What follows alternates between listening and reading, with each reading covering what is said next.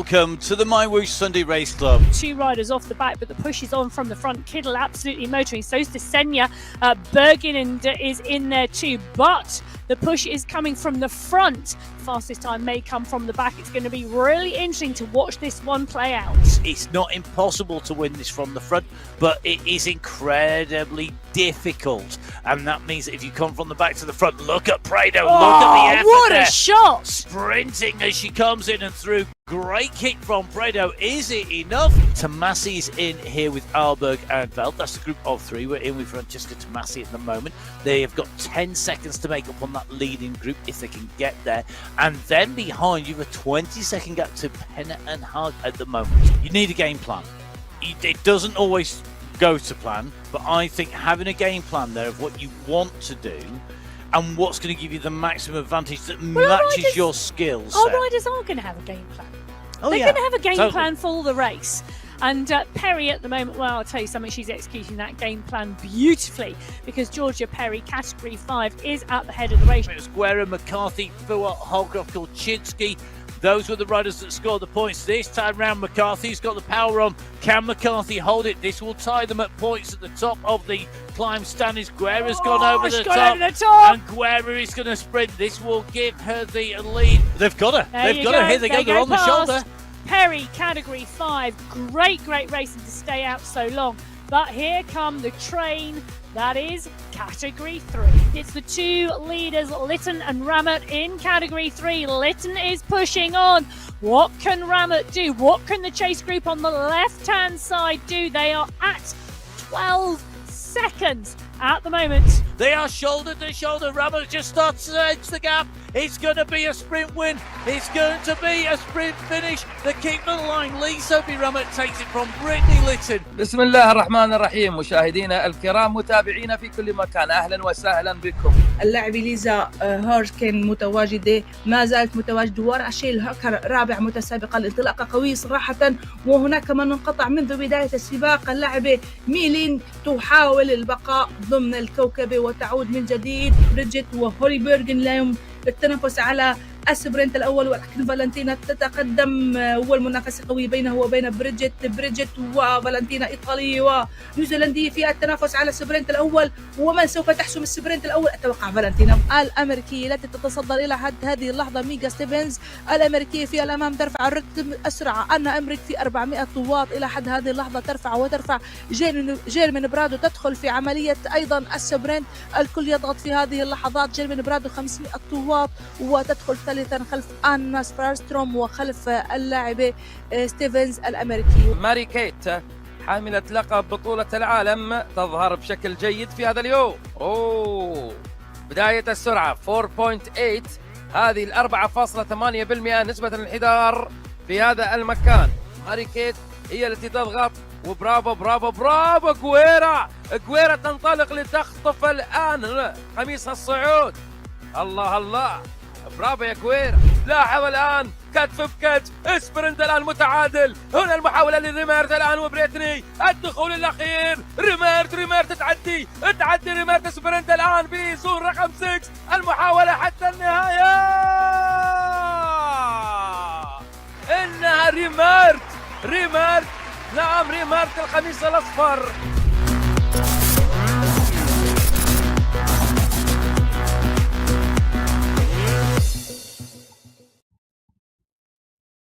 So hello and welcome to the MyWhoosh Sunday Race Club. It's our monthly final for February. And well, today we're going to tell you a story. It's a story of 94 teams, of over 400 riders contesting today's final. My name's Matt Payne. I'm here in the studio with Emma Martin. And if you're all sitting comfortably, let's begin. There you are. It's a blast from the past. It's time to go racing in what is a brand new world as well, Emma. I presume you're looking forward to seeing how this races. I am looking forward to seeing how this races because we have never raced in Japan yet. let's just wait until we get out the start pen, and then we have. And I've been riding around Japan recently since it's been released. Hopefully you have. I've been loving it. And 45.5 kilometers of racing today, 1,018 meters of climbing. And yes, that can only mean Mount Fuji. Well, we come out of the start pen. It's a flat start and then a downhill run towards the Tokyo Sprint. We go through the Tokyo Sprint 2, then on to the Dragon's Nest climb at 19.7 kilometers. It's just 1.3k. We come up and over that, drop down into the dip, up and out we climb through the Kyoto Sprint. Then we roll through the foothills of Mount Fuji before we get to the final climb of the day at the 39.6 kilometer marker. It is 5.4 kilometers of climbing, and it is going to be decisive. I think it is, but do not discount the climbs on the way through and the roller coasters. Emma and I have been having somewhat of a discussion in the studios pre-show today, just really discussing just how tough this course is on the way in. It's certainly a very tough course. We have 6 race starts, as always, so 6 categories in our men's race, 6 categories in our women's races. Our women are up first, so they will be up and racing. We're going to be kicking off with that women's race field with our category 6 riders. Now, all the riders down on the road to start today. Our category 6 riders will be contesting in teams today because it is our final. The Intercontinental squad: Flores, Connell, Hadjuk, Arias, Level of Phoenix, Lodano, Hopkins, and Hooker, and the Wheels United squad: Ruby, Power, Tanglon, and MyWhoosh are going to be our riders representing those 3 teams in category 6. And we've got some strong riders in category 6. Oh, we do indeed. So the 11 riders on the start sheets, it might not sound like much, but this is going to be one competitive race. Now, Intercontinental took it from Wheels United last month, but Level Phoenix have been riding strongly this month as well. And if we went on form, well, Palos had 2 firsts and a second. Wheels United, well, they could reverse the team competition from last month and pip Intercontinental today. Well, we're up and racing away. Go category 6, the first of our race categories in our women's race field. The women's race field out on course. There's a pretty tough course here today, Emma. And in category 6, you mentioned those riders on the screen. They're already giving it some beans out of the start pen, and in part, I think this is because we're on a team competition. Well, they are up and out the start pen and rolling strongly, getting up to pace quickly. As I mentioned, it's a flat start and then a downhill run, and you can see that on the top right-hand corner of your screen. So perfect conditions for getting the pack rolling as they come along the waterside. Now, I know we said we were in Japan, but I was reveling in the sunflowers at the start pen. Okay. You are looking at the scenery. It is incredible scenery in Japan. If you haven't been on and ridden, why not? Jump on board, get download on iOS, Windows, or on Android, and get riding. There's no fee, no subscription for MyWhoosh. Well, I can tell you, though, this group of racers here in front of us, Rachel Hooker has been riding well. She's taken one of the climbing competitions this month. She's part and parcel of that Level Phoenix squad. She's had a 3rd, a 4th, and a 5th. They weren't in the top 2 teams last month, but I think you need to watch out for them because Londano's also taken a sprint competition from that team. So Lisa Hopkins in there as well. So Hopkins, Londano, and Hooker. Good squad. 2 climb competitions have been taken by Crispel Paulo, however. I mentioned she'd had 2 firsts and a second. Tanglin, her teammate in Wheels United, has had a 5th place as well this month so far. So another squad on form. For me, however, Intercontinental, they took the win last month in the January final. Flores has had a 2nd and 2 thirds. Hadjuk has had a 5th. Arias has had a 2nd and a 4th. Helen Connell joins them as well as part and parcel of the team. Now, let's just remember, it is indeed the top 3 riders who finish in the team competition who get over the line first, their times are added together, and it's that combined time that gives the team competition. So whilst some of the teams have more than 3 riders, there is indeed 3 to 5 riders those teams are allowed, and that is where our team competition sits, only coming up at the end of the month. And of course, you have to have had the 2 verified finishes during the qualification races to qualify for the final. I'm hoping all that made sense. Kind of. So let's just break that down very, very simply. Individual competition, top 10 riders getting prizes. Team competition, 7 teams potentially in each race category also getting prizes. Then we have the sprint competition. Each segment in the sprint has a prize, and there is an overall prize for the sprint winner. And the climb competition, there are points and prizes per segment and also overall. Lots of prizes, lots of riders, lots of teams. Got to finish 3 riders in your team. And that is a big difference in the finals. If you are racing in the finish, in the finals, you've got to get your teams across, and you've got to finish 3 riders in that team competition. Those 3 riders' times are added together. That then gives you your team time. The fastest team time takes top spot, second fastest takes second spot, and so on the way through. First of our riders waves away, and they've been racing 3 minutes and 50 seconds. The time gaps between the race starts, it's 5 minutes between categories 6 and 5, 5 between 5 and 4, 5 minutes between categories 4 and 3, and then there's a 10-minute gap between category 3 and 2, and then 5 minutes between 2 and 1.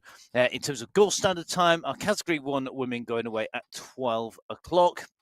That is the middle of the day Gulf Standard Time, which is our standard time clock on MyWhoosh. The men's race, which will be coming up afterwards, their first riders are going to go away at 1:30. Their last riders at 2 o'clock Gulf Standard Time. So you can see from where we are now, which is fast approaching 11:35. Then you can see the riders well up and running. And one of the great things I love about this is the mechanized worlds and all the different changes of scenery. It is the newest world, isn't it? It is. And it is, I think, it really does show just what the designers can do here on MyWhoosh. Currently only available on a season's pass. Well, you need to get a season pass or come and race at the Sunday Race Club. Now, next group of riders up and away are our Category 5 riders, 5 minutes after Category 6.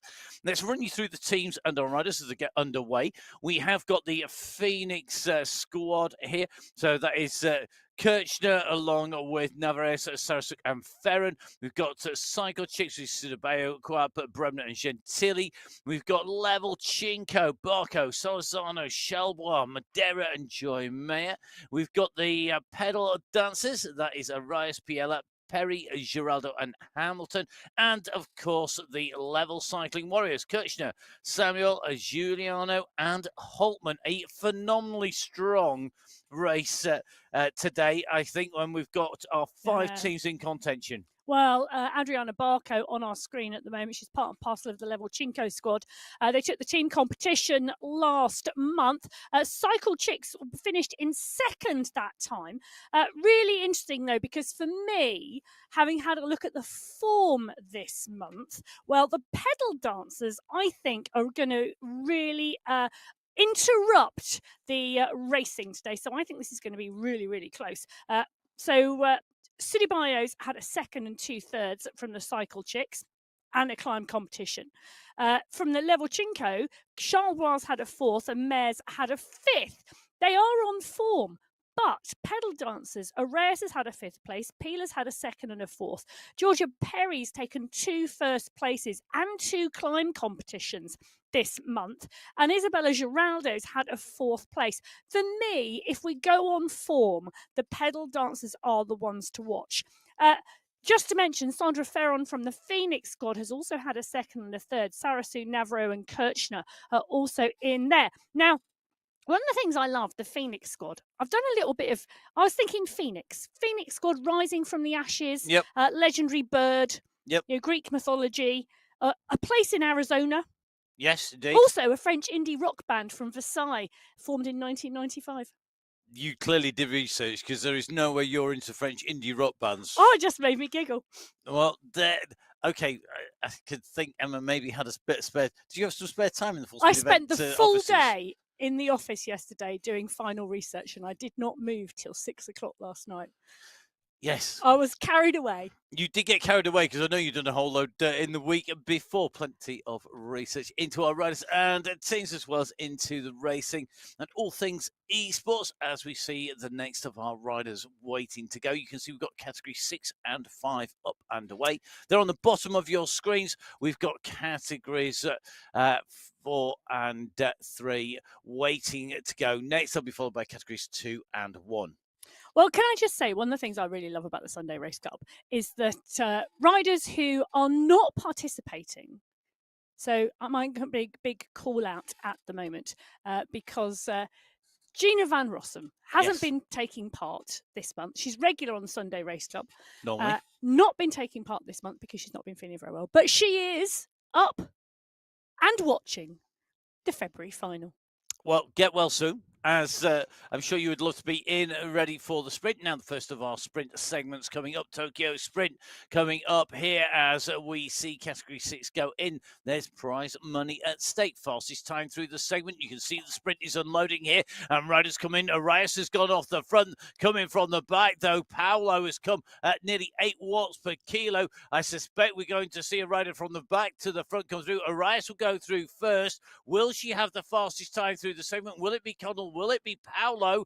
It's going to be Connell who's taken that. Helen Connell will be getting that prize sprint in segment 1. So well done to Helen Connell.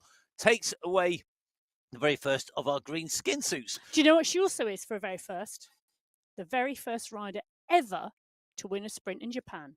There you go. Well done. Congratulations. Making history here. Helen Connell going through, taking away the win in our first sprint of the day and the first of our prizes already allocated. Right, let's dive back in with category 4. They're our next set of riders to go.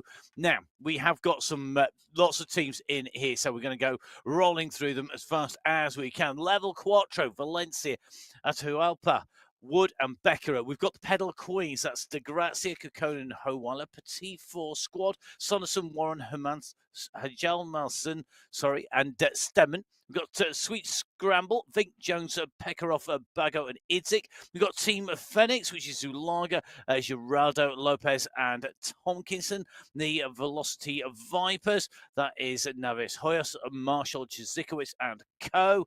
We've got What Name? This is Zabala, Simkin, Dowling, and Johnson. And the Extreme Team, Salago, Montoya, Bonilla, and Chiasioka. Wow. A huge cast of riders. 34 riders in category 4 today, and this competition is going to be good because they are going to be fast and furious out the pen. There they go, down along the waterside, and you can see Pekka Kova's had a phenomenal month so far. She's had a first and a second from the Sweet Scramble squad. She's also taken a sprint. Her teammate Natalia Idzik has also taken 2 sprints. Rebecca Johnson, well, she has been on form. She's had 2 first places and a second for the What Name squad. She's also taken the climb competition twice.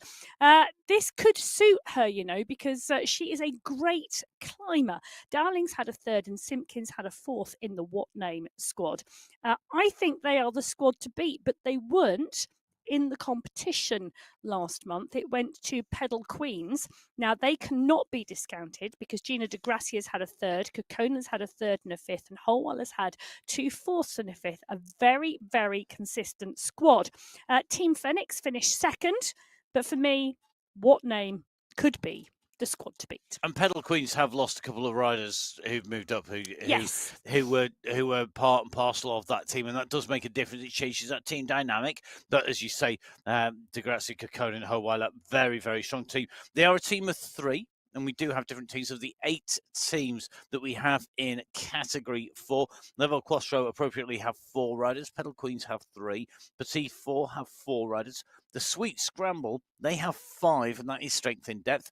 Team Phoenix have 4. Vipers have 4. What Name have 4. And Extreme Team have 4 riders as well. So if it went by numbers, it could be Sweet Scrambles because they've got riders to spare. However, Let's see how this unfolds at the moment. The riders on this big descent from the start, dropping, losing height. We're just in with Natalia Idzik at the moment. So we see her just take some drinks on board. And fueling and hydration are going to be important. Now, we're going to talk about those when we get all of our riders out from the start pen a little bit later on. But an absolutely key thing, and it's good to see our riders already starting with that hydration if they haven't already, which I'm sure they have, prior to getting on to the bike. Now, category 4, 8 teams, Emma. We talked about the team competition. With 8 teams, you always expect the dynamic to be just slightly different from maybe where we've got 5 or 6 or 3 or 4 teams, say, in a competition.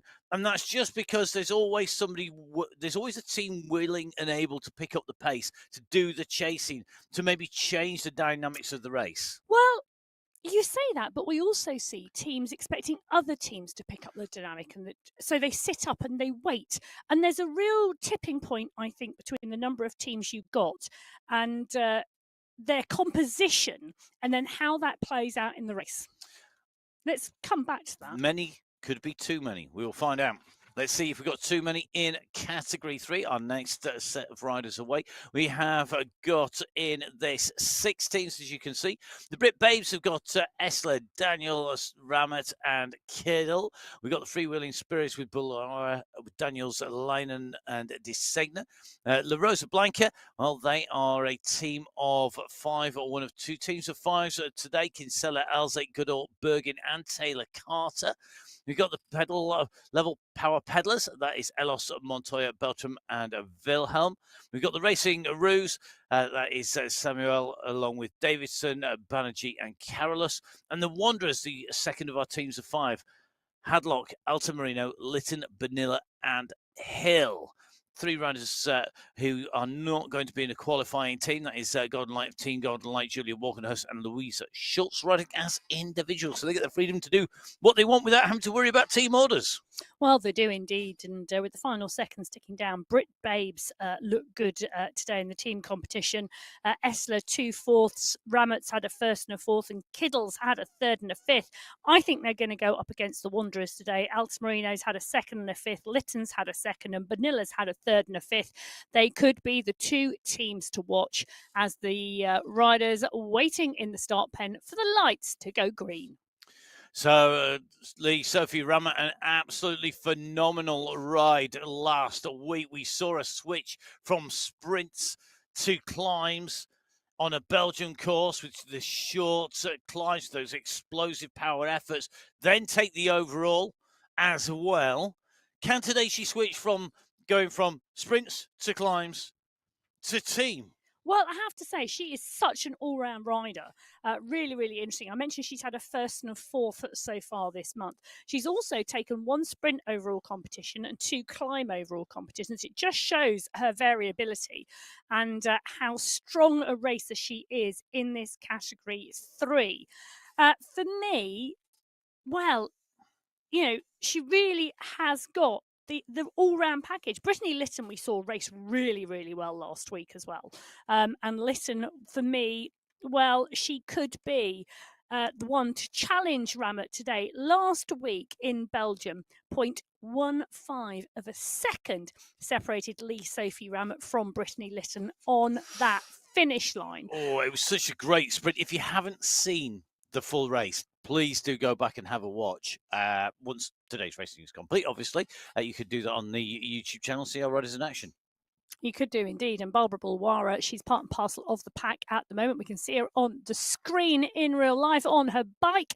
The pack are rolling really strongly. We said it was a really favourable profile for the start. A flat run from the start pen into a descent, and they're up to just shy of 40 kilometres an hour at the moment before they hit the descent. So the category 3 pack, 29 riders in total, rolling strongly.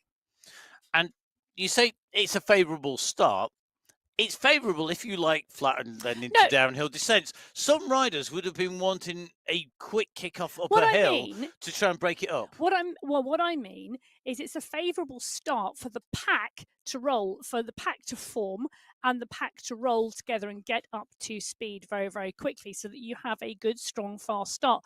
Every single race we've seen come out of this start pen so far today have formed a group and they have got up to pace very, very quickly. For a 45-kilometre race, it's 45.5 kilometres today, 1,018 metres of climbing.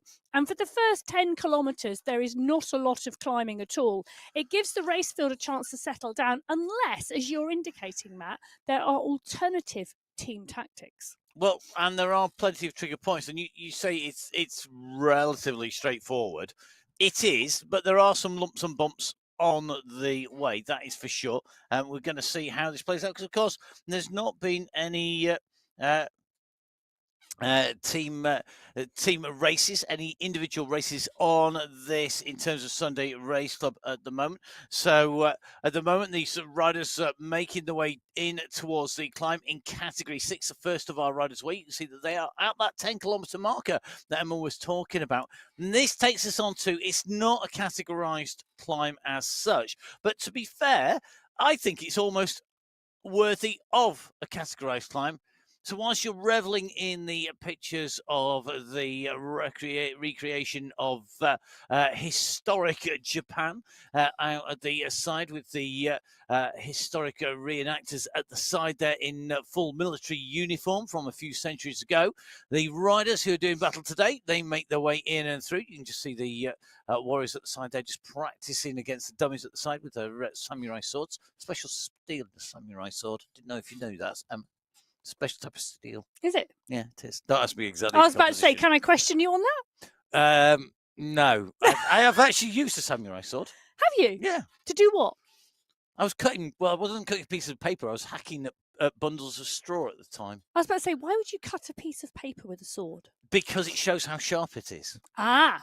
But I can tear a piece of paper. Does that mean my hands are sharp? No, because you hold it up in the air and then you cut across it, and that is how sharp the swords are. Who's got the cutting edge today? Who is going to be able to take this away? You can already see the pressure is on this first climb. The group is starting to string out here, and it's Paolo with Londano at the moment who are stretching this. So Paolo from the Wheels United squad right up there, being covered by Londano of the Phoenix team. Then it's going to be Hopkins. Hopkins from Phoenix as well in the Tangulon has made the junction start on the Wheels for Wheels United. They're all trying to be in the mix. Nobody wants to get dropped off the back here. The moment it's Flores along with Ruby and Vush at the moment who are in danger, I think, here. Vush 2 seconds, and I think Ruby just starting to lose contact as well. They've got to keep squeezing. They need to get back into this group. They do not want to let any gaps go. You can see that this hillside, now, on our course profile, this looked relatively smooth, this climb, but that was because of the scale. We're looking at such a big scale across 45k that when you look at the actual detail, top right-hand side of your screen, you can see that this is a lumpy, bumpy climb. And lumpy, bumpy climbs are those climbs where you've got a steep section, it flattens, it bumps, and you can see that is going to take its toll. You can see this group is starting to be under some real pressure. That's Category 6 on the right-hand side of your screen. Coming into it, Category 5, just behind, they're heading for that same point. Well, they are, and the Category 5 pack already split into 3 groups at the moment. So one rider down the road, a large group in the middle, and a rider or two off the back. Interesting at this point in the race. But what I'm really impressed about here is this group here really hanging together on this climb, and just one rider off the back slightly, and that's Vus at the moment. Ruby and Flores just needing to squeeze back on, but the pace not really hard in the Category 6 race. And for me, that's because they are trying to conserve energy for that Mount Fuji climb. We'll have to see how much harder it gets for them. I think that some of these lumps, I think what we're seeing is resting on the flatter sections and then a push conservation of energy on the harder sections of the climb because it is so bumpy. Now, Jessica Hamilton, the rider who's taken the sprint in Category 5. She took the fastest time in Category 5 and will be taking away that sprint point. She came through there well clear pretty much of all of the rest of the Category 5 riders. The nearest rider was Maria Madeira, who was in second place, and then Claudia Gentili in third, Perry in fourth, and Sarasuk in fifth place on the sprint. But come the climb, you can see we've got to change because you've got Quap at the moment really starting to wind this up. And she has been very strong throughout all of the climbing races. She's a strong rider. I was going to say, that is a massive push into the climb from Quap. Yep. She was at 4.5 watts per kilo, absolutely driving into the base of the climb. And it really is a rolling foothill at the moment. And the draft, well, for me, I'd be sat in that draft at the moment because it is still applicable as they come into those lower slopes. Now we start to see the kick and it starts to go to around 5%. But the pack, well, they're back on Quap's wheel.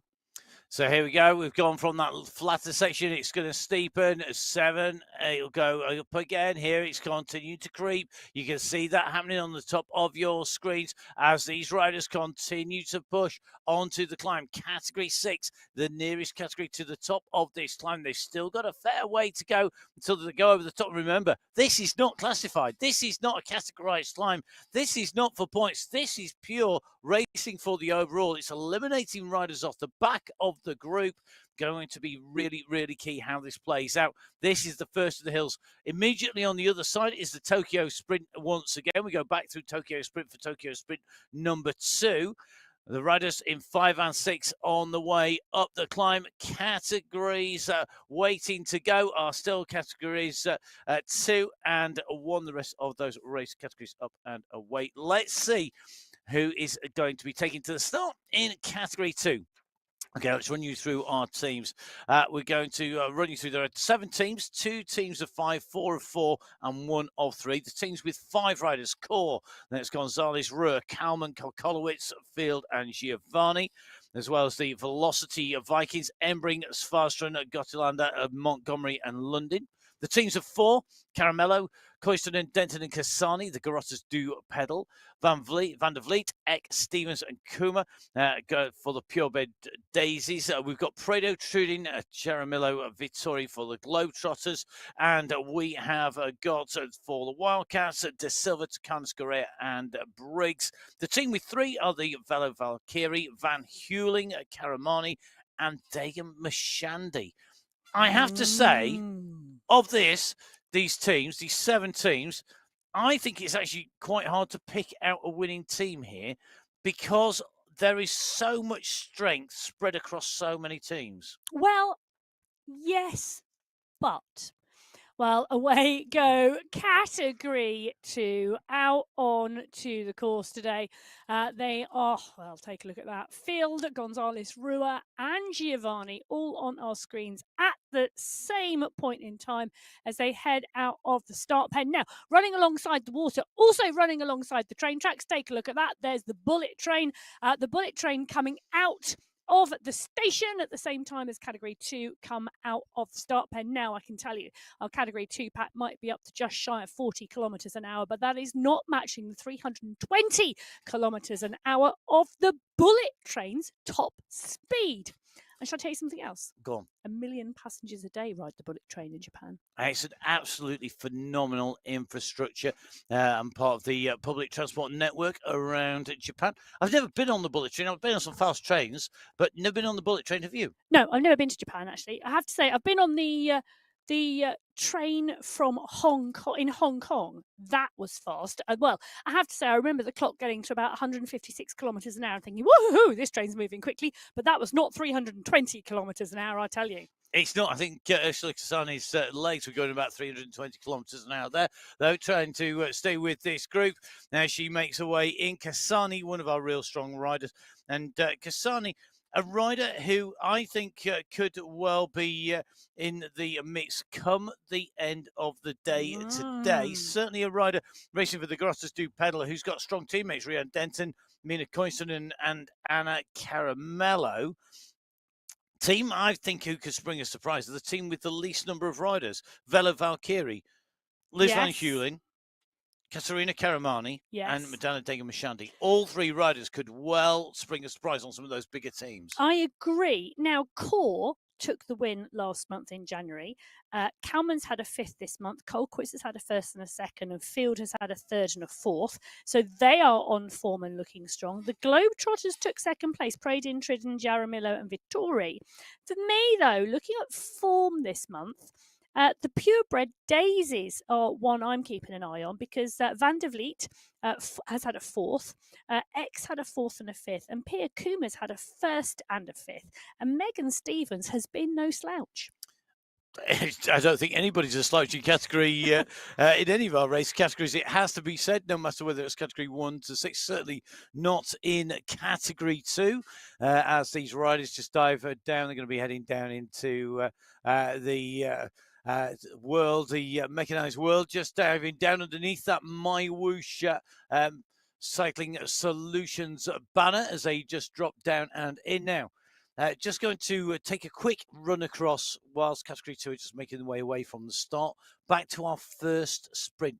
We've seen a number of our riders going through that sprint. We've seen Jessica Hamilton taking the win in category 5. In category 4, the win going to Natalia Idzik. And in category 3, it was Catherine Montoya who had taken away the win in category 3. Now, there's going to be more riders going through those sprints. We're not going to be able to give you every sprint result on the way through because it's going to be a packed, busy day. But those are the results of Tokyo Sprint number 1.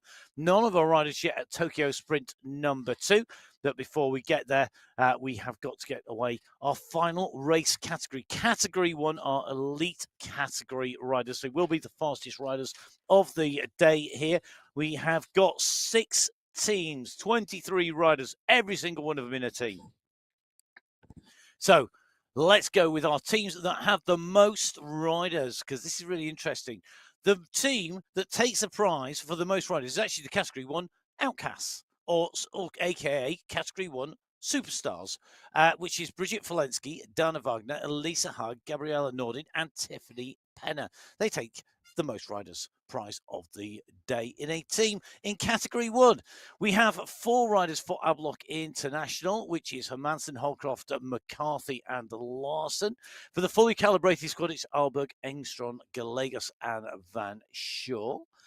In the Thundercats team, Guerra, Menendez, Korchinski, and Bjarhead. And then we have 2 teams of 3. We have got Supernova, which is Van Hove, Tomasi, and Bassoni. And then the Sweat Sensations of Velt, Fua, and Bruni. Now, this is a star-studded field, including our world champion, Mary Kate McCarthy, including Gabby Aguera, medalist, of course, at those world championships, and Catherine Fua, also a medalist at those world championships. You can see Catherine out of the saddle as the riders kick away from the start. The final race field of today's women's race away. 6 race categories in the women's race field, up and racing the men's to come a little bit later on in the day. 6 race categories in that also. Prizes equal between the men's and women's race categories, as you would expect. And interesting to see Catherine there from that race start. Just get the timing right, just accelerating through that start point. Yeah, and it's fabulous to see actually how to do it properly and get your momentum point correct to come out of the start pen. Takes practice, that. It's a skill. It does. So we've seen Catherine Fua, one of our medalists. Here's the second of our 3 medalists at those World Championships that were in Abu Dhabi in October. Do have a watch back on the MyWhoosh YouTube channel. Should I start that again? Do have a look back at the World Championships on the MyWhoosh YouTube channel from Abu Dhabi. Live in person. We had the pleasure of seeing the athletes in action there. Guerra on the left-hand side of your screen, the avatar now representing Gabby Guerra, mixed in with that pack of Category 1 riders. You can see Categories 1, 2, 5, and 6. So either end of the spectrum at the moment and the either ends of the distance, with the Category 1 just leaving the start at just under 1K covered, just under 5K covered for Category 2. The other side of the course, well, Category 6, they're the furthest down the road at 15.5 kilometres covered, and they are starting to make their way in towards Tokyo Sprint number 2. Remember, we have 3 sprints today for the sprints competition. We So do many indeed. competitions and prizes, it can be somewhat confusing. We do appreciate that, but we Now, do. this is interesting because take a look at your screen. Yes, that is Category 4 behind Category 1. It is indeed, and that is because we are on loops today Yeah. of the course. It does mean that things can get interesting in terms of drafting as well. Now, if you are new to the MyWhoosh Sunday Race Club, we will try and explain all the different details in almost every single show. So if you are listening for your 50th time or your 150th time, I'm not going to make any Thank you for apologies. staying with us. Thank you for staying with us, and do bear with us whilst we explain for those people who've not been as fortunate as you watching as much racing as you have, quite what's going on. We're going to try and do that. So if we do sound like stuck records saying all the riders can draft each other, tough. We really want to try and keep this understandable for everybody. So all the riders can draft. That means that you can take shelter behind another group. So here, Category 4 are actually making ground on Category 1. Category 4 have been up and racing longer. They can take the draft. If they can pull onto the back, this could split the group. And this is a great tactic. You can see the riders in Category 1 here. We just got Francesca Tomasi on our screen, both in person and in avatar form.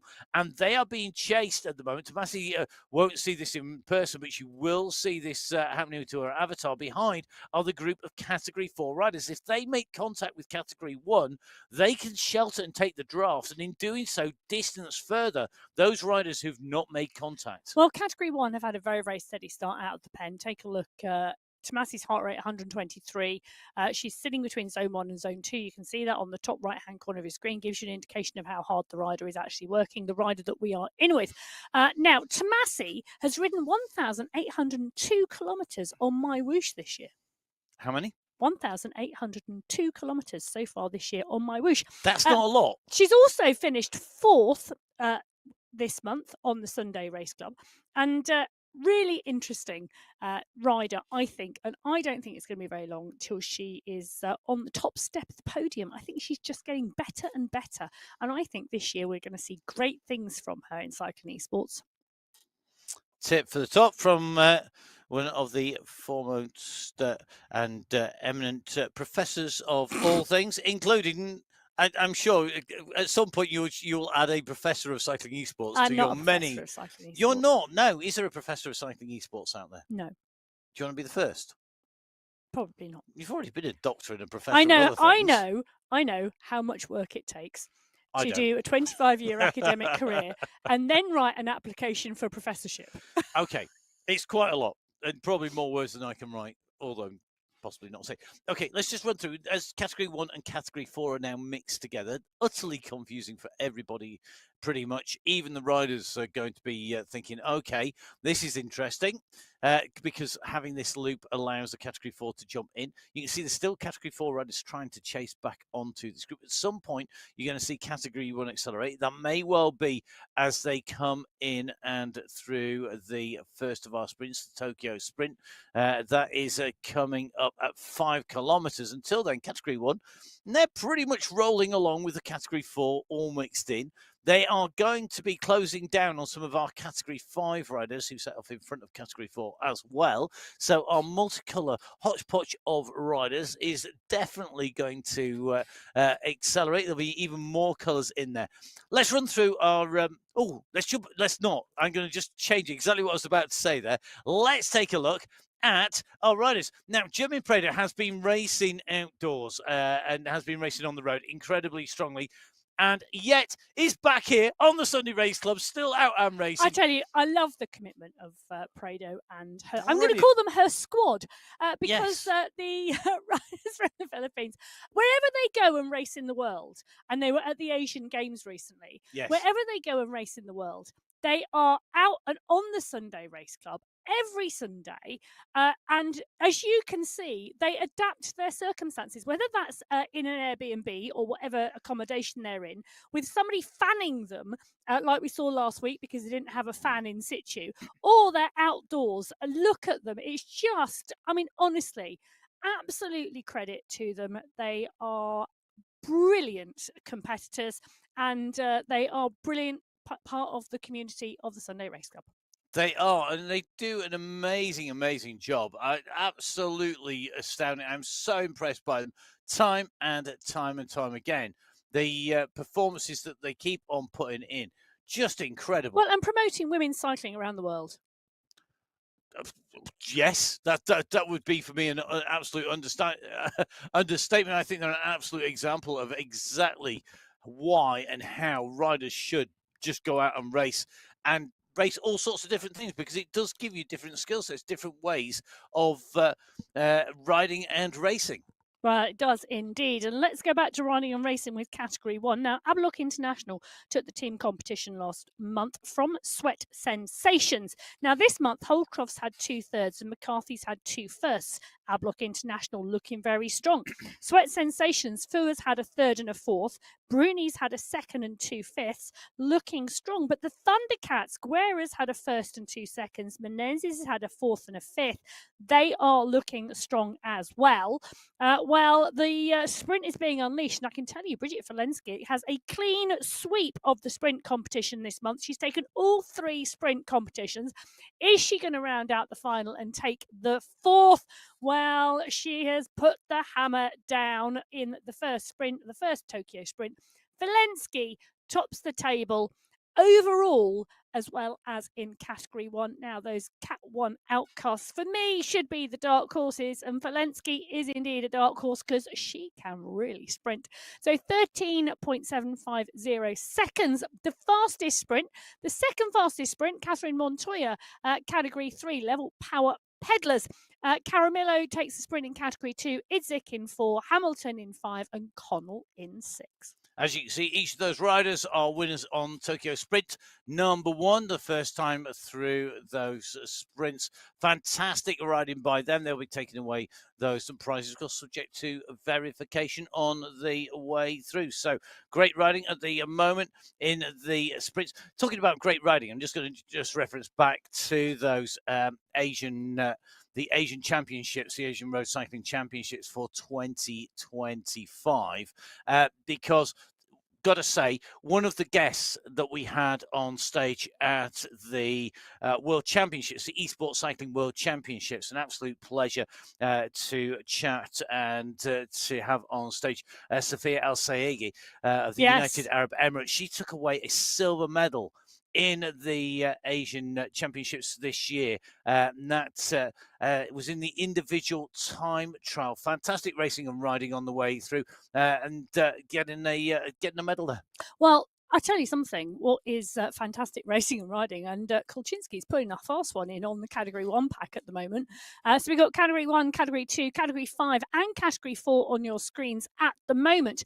Following that sprint, there's a bit of a push on in the Category 1 pack. There was quite a sedate roll out of the start into that Tokyo sprint that allowed the Category 4 group that were lapping around that start loop to get back into the Category 1 pack. Now, Fua on the screen is at the front of the chase, and Kolchinsky is the rider down the road. She's the rider who's put the push on. Now, interestingly, Fua on the smart bike today, not on a turbo trainer. Interesting choice. Well, different room as well, mind you. But yes, the smart bike, so basically a bike that is designed purely for indoors riding, doesn't need to follow things like having wheels.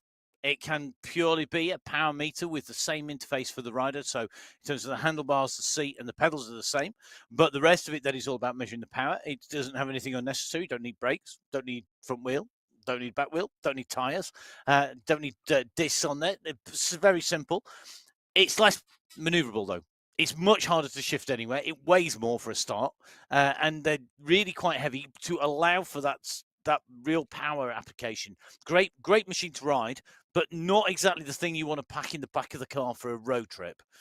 Whereas a normal bike and a turbo trainer is generally a little bit more portable, so that allows you that movement.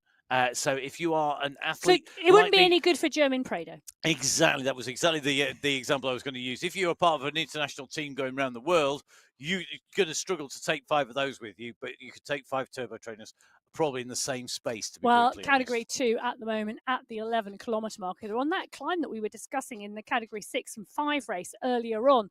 Julia Montgomery, you can see the work being done from Montgomery here, right in the middle of the pack. And interesting climb because, as Matt commented earlier, respite on the climb because the gradient is quite changeable. So just backing off the gradient there at 2%, now picking up again. My kind of climb. I love these climbs where you can really power, and you can push probably harder than you normally would do, but then you can rest. It's not a solid state effort. If you try and ride this as a solid state effort, it's actually really difficult to do that, whether you're indoors or whether you are outdoors. It doesn't make any difference. With this type of climb, as long as you've got your turbo trainer set, and all of our riders have to have their turbo trainers and their smart bike set at a minimum of 50% resistance to real life, it does mean that you can see Julie Montgomery here out of the saddle, sprinting over this steep section here as the gradient kicks up, sits back down again as that gradient starts to drop back down again, uses those gears. You can just see really keeping those revs going, 92 revs per minute. The cadence there shown in the center of the rider's race screen. But you Montgomery can see really putting the effort in here. The red. The rider's lit up in red at the moment on the work in that pack, and you can see the work being done. Mina Coinston, Laura Canas, Aileen Francisco de Silva, the riders off the back of the group in category 2, taking a steadier climb at the moment. But Coinston there on our screens. Fabulous to see Mina Coinston at Racing the Sunday Race Cup, and follow her social media feed. The content at the moment, absolutely brilliant. Yes, and there is a fantastic comment about the shorts that she's wearing today.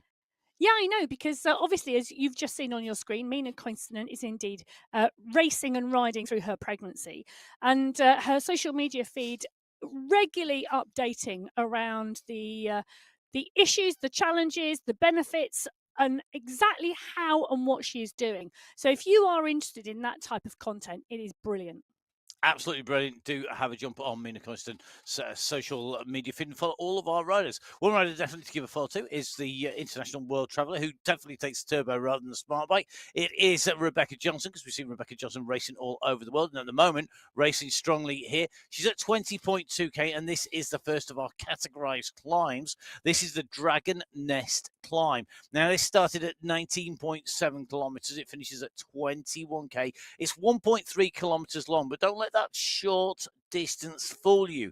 As you can see, it is doing damage to the groups, and particularly where you've got an aggressive rider like Johnson breaking the race up. Now, there are prizes for the segment, the fastest time in each category up the segment climb itself for the Dragon Nest climb, but there is also, of course, the race overall that could be won or lost on this section. Well, can I just say, Rebecca Johnson's putting in a storming climb on the Dragon's Nest climb at the moment. Let's bear in mind, it started at 19.7 kilometres into a 45.5 kilometre race. And this is an early intention if she's going to go long from here. Well, just going to bring some news from the very front of the race, actually, on that climb. Johnson is climbing up towards the top, but in front of her, Category 5 have caught and passed Category 6. So the leaders on the road are now Category 5.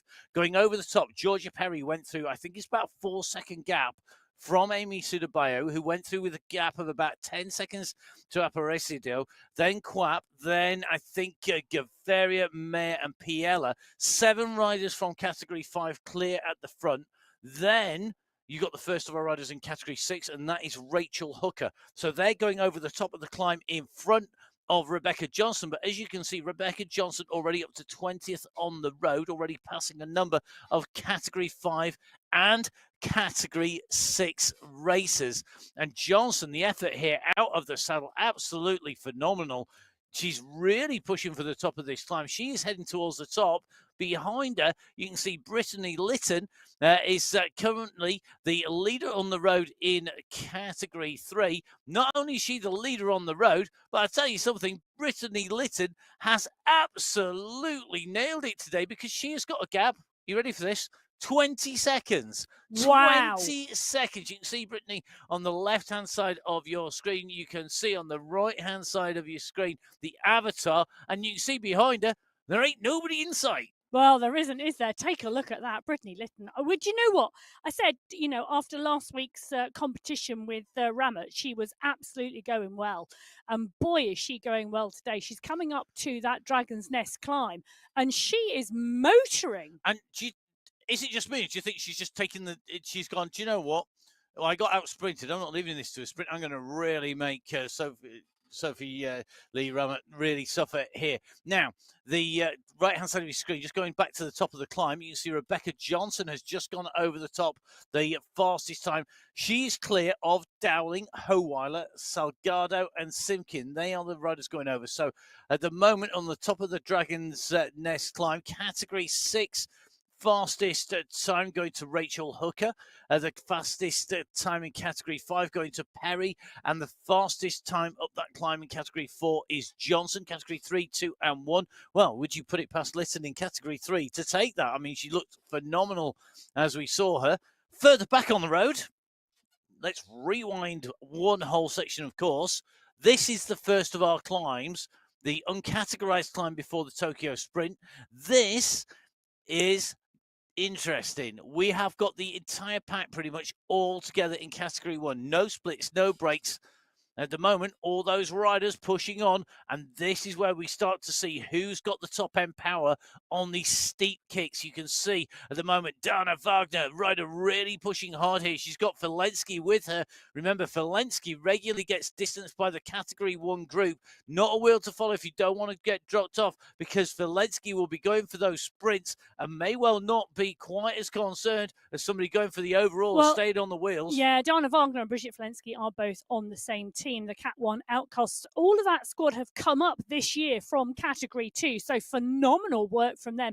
Wagner, a Masters Cyclocross World Champion recently, so she has absolute form, but that was in one of the age categories, and she is digging in deep here. Take a look at the work from Wagner at the moment. Class rider hanging on in here. She's on fighting this climb. really well. She's nearly at the top, and there is the potential, because she's got company. You've got Cornelia Engstrom, you've got Bridget Felinsky, you've got Dana Wagner.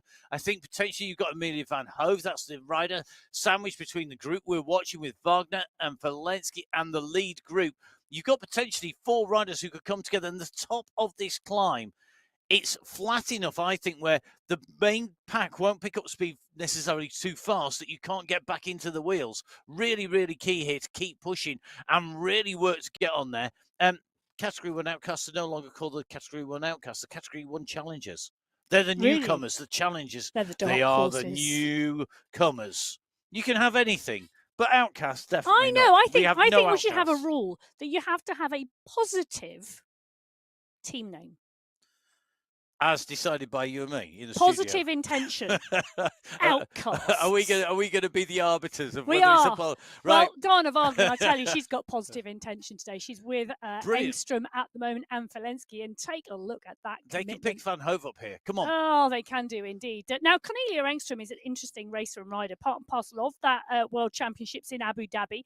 One of the riders who didn't come to cycling until later in life. But in 2024, so last year, she rode 10,903 kilometres on MyWhoosh. How many? 10,903 kilometres. That is a substantial amount of kilometres. The most kilometres on MyWhoosh of any Sunday race club female rider. Absolutely brilliant. Fantastic. Maybe there should be an award for the end of season every year for who, when we get to the World Championships, because that could be the end of the year. We don't know when the start and end of a Sunday Race Club year is, because it just keeps on going every single Sunday of the year.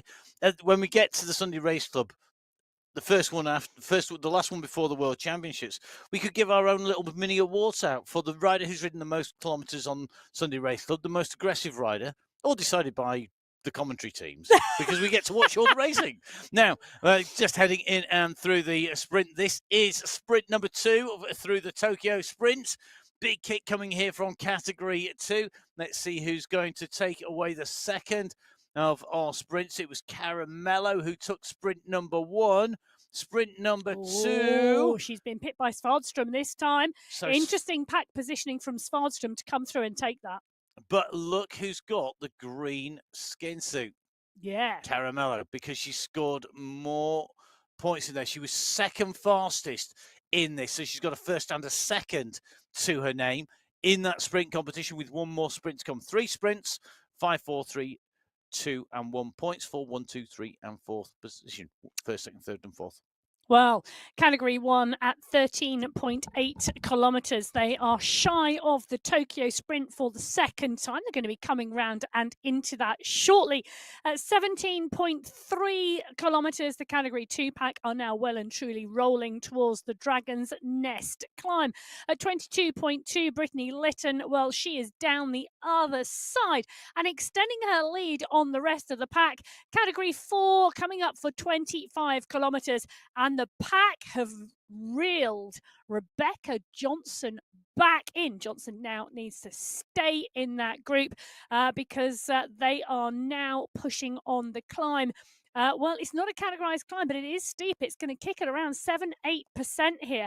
And it continues to drive and push here. This small kicker, again, not a categorized climb, but a steep one, and you can see we go in with Rebecca Johnson. She's up and out of the saddle. She's pushing and she's driving here. She's in the polka dot skin suit because she took that time in category 4 on the Dragon's Nest segment. But Simkin is there, Holweiler is there, Dowling is there, Pekakova, rider just distance off the back of the group as we take a look on the right-hand side of your screen of category 4. They continue to climb. Category 3 on the left-hand side of your screen, it's Ramut in the polka dot skin suit this time. As we drop in with her, she has now caught, well, she hasn't quite caught Brittany Lytton. Brittany Lytton is 10 seconds up the road. She's just around the corner. She's not that far. Ramut is now on the charge, going past Ella Vink in category 4. Sarah Carullas with Alta Marino, the group behind are just 1 second down from Ramut. Ramut now leading the charge to bring Lytton back in. So the early leaders in category 3, Brittany Lytton, and the early leader in category 4, Rebecca Johnson. The catch is on. Johnson back in the pack. Brittany Lytton's lead down to 8 seconds. But I love buts. We've got plenty more ascent to come, because when you drop off the side from the Dragon's Nest climb, you descend down to the lowest point on today's course. You descend all the way down into the dip, down by the water. You can see we're down by the lakeside here with the gangways, the pontoons, the houses up on the stilts at the side. And as we go along this boardwalk, and as you can see, coming up towards Lytton, we're about to head onto the climb. And remember, the climb is where Lytton has put in a lot of that work to open up the gap. So this is going to be really interesting to see how they go over here. Leah Sophie Ramut, the rider who took the fastest time up the Dragon Nest climb in category 3. The rider who has got the most to gain, I think, here, potentially by closing down Lytton. Lytton needs to be smart about this. Does she let them come onto her wheels, which is what's happening now, because you can see the first of those riders starting to make that junction, or are we going to see another big push from her? Is she going to take it easy on this part of the climb?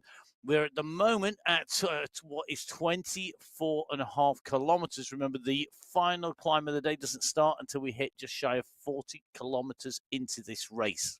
Yes. It's going to be an exciting finale. If anybody didn't hear that, Emma said this is going to be an exciting finale in a very dramatic voice at a very low volume. This could be an exciting finale. You still drop the volume. I know. Well, you know, there you go. Anyway, not dropping any power. Well, that's category 3 on the right-hand side of your screen as they hit the climb. This is just the climb out of the dip. It goes, as you can see, over 9%. Just a small climb, not categorized. Category 1, well, they're coming into the Tokyo Sprint for the second time. The pack is rolling. 1 or 2 riders just distance off the back. We saw that group of 3 get distance off the back on the climb. They have not made connection with the group, but Catherine Fuhr leads them in to the sprint for the second time. And this speed through here, I think it's a very, very optimistic move by anybody to go off the front. You just see Hard going and attacking, going through there at pace, being followed there by Vel and Gallegos. But to be fair, you've got Bridget Walensky. Now, Elisa Haig has taken the fastest time so far, but Bridget Walensky took the first of our sprints. She's in the second group on the road. That means that she's not yet gone through that sprint. It gives Elisa Haig time to enjoy that skin suit. But this result, it's not final at the moment because Walensky has still to come through. You can tell that as well by the times taken. Fastest times going to Montoya from category 3. Catherine Montoya taking the fastest time. Then category 2. Then category 4. Then it is category 1. So they're a long way back there that time by Haag, going from what was a virtual roll through at the start. It's given her the fastest time at the moment. We're just waiting for Walensky to hit that same section and go through and see whether or not she can take the fastest time in Tokyo Sprint number 2. We're just waiting for that to update. We'll take a watch of our riders. In fact, there you go. Isn't that typical timing? There we are. Tokyo Sprint number 2. Bridget Walensky goes through and takes that from Elisa Haag. So now has 2 out of 2. Elisa Haag only temporary in the transition between being the sprint leader and being distance. You can see on the right-hand side of your screen the green jersey of Caramello and green skin suit. And this is the green skin suit of Bridget Walensky, the winner of the sprints so far. Sprint 1 and Sprint 2. Top score there. She's got herself what is 10 points. In category 1, Haag got 4 points on the second sprint, but on the very first sprint, she also got 4 points. So it's not all over yet, because if Walensky doesn't score any points on the last sprint, or if she's distanced by enough, there's enough people between her and Haag, Haag takes the win, and Walensky comes in third or lower, then it'll go to Haag. So still all left up for grabs in that sprint competition in category 1. Well, it is indeed. This is category 2, and they're coming to the top of the Dragon's Nest climb at the moment. And you can see the push on the front here. One rider just off the front doing a bit of a push on the group, but Embring, Prado, Manshandi, Kalman, Van Hooling, Karamani, Van der Vliet, all in the pack, chasing behind the rider who has gone through. Well, Matilda Field. It is indeed Tilly Field.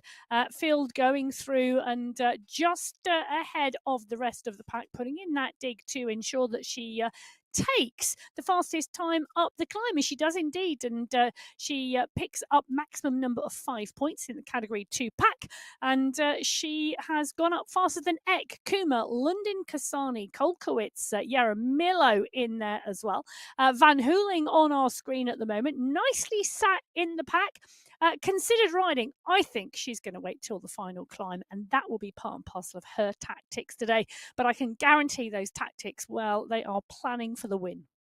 Yep, it's all these riders know that they want to get the best time that they can. Getting a good time, critical for that team competition. It's not just about places this week, it is about time as well. Just taking a run through the riders who are in category 2 at the top there. Core represented by Matilda Field going over the top with Giovanni and Gonzalez Ruhr, along with Kalman in the leading group. Purebred Daisy's Eck, Kuma in the mix. Also for the squad for the Purebred Daisy's Van der Vliet in that leading group. Velocity Vikings. You've got London, you've got Gotelanda, you've got the Vela Valkyries, Dega Mishandi in the mix as well. Kate Trudin up there for the Globetrotters. And looks like she's the solo representative in that leading group of the Globetrotters. Well, she is indeed. So category 1 on your screen, coming up to the climb, coming up to the Dragon's Nest climb. The rest of the race fields now up and over. So category 2 on the other side, just about to hit the bottom of the descent. Big pack still rolling. Tillyfield now part and parcel of that group. Category 3, well, they are on the transition. They're at 26.8 kilometres. They've brought Brittany Lytton back into the pack. Last time we were with them, she was 8 seconds clear off the front. And category 1, well, here we go. The Dragon's Nest climb. It's the first of our 2 climbing segments today. And the pack roll in Larson, Bassoni, Alba, Gallegos, Velt, all in the group. So is Hermansen, so is Bruni. McCarthy, the world champion, is in there as well. It's going to be really interesting to see how this plays out. We are on the run up the Dragon's Nest climb. We saw Matilda Field take away a top spot, just clear the rest of that group of category 2 riders. So the riders on to the climb. Time to get that power down. Time to put in the pace. Battle starting as the riders start to lift themselves out of the saddle, kicking down hard here, and you can see those red chevrons that go across the rider's name, indicating that the riders are digging in to zones 5 and 6, really pushing themselves into the limit at the moment. There are riders behind being distanced here. This will be another selection point. As they make their way up this climb, you can see the banners over the top of the roadway here, including, of course, that UCI logo. MyWhoosh, the UCI partner for 2024, 25 and 26. Lots of talk about what we're going to be seeing in the World Championships in the coming years, where the world's going to be. Interesting, I saw a question that had been put to MyWhoosh on one of the forums, which was, are we going to see more worlds in Switzerland? More routes? More routes in Switzerland, because at the moment you just got that UCI Road Championship finishing loop. The main finishing that was loop the used. main loop, not the city lap, which was a shorter lap. Yes, there were 2 big loops, wasn't there, on the Zurich course, plus the city loop. If you go to the big roads. Emma's shaking her head. You should know you were there. There's a massive loop. There was one big loop, which is the replica that we've got on MyWhoosh. And then there was a shorter loop, which was the city loop, which was alongside the lake. So the question was, can we have some more routes? And the answer was, it's on our plan. Yay! That's going to make Emma very happy indeed. Some flatter ones as well down the Valley Bottom. Well, not just a big climb. The smaller loop, actually, at the World Champs was indeed flatter.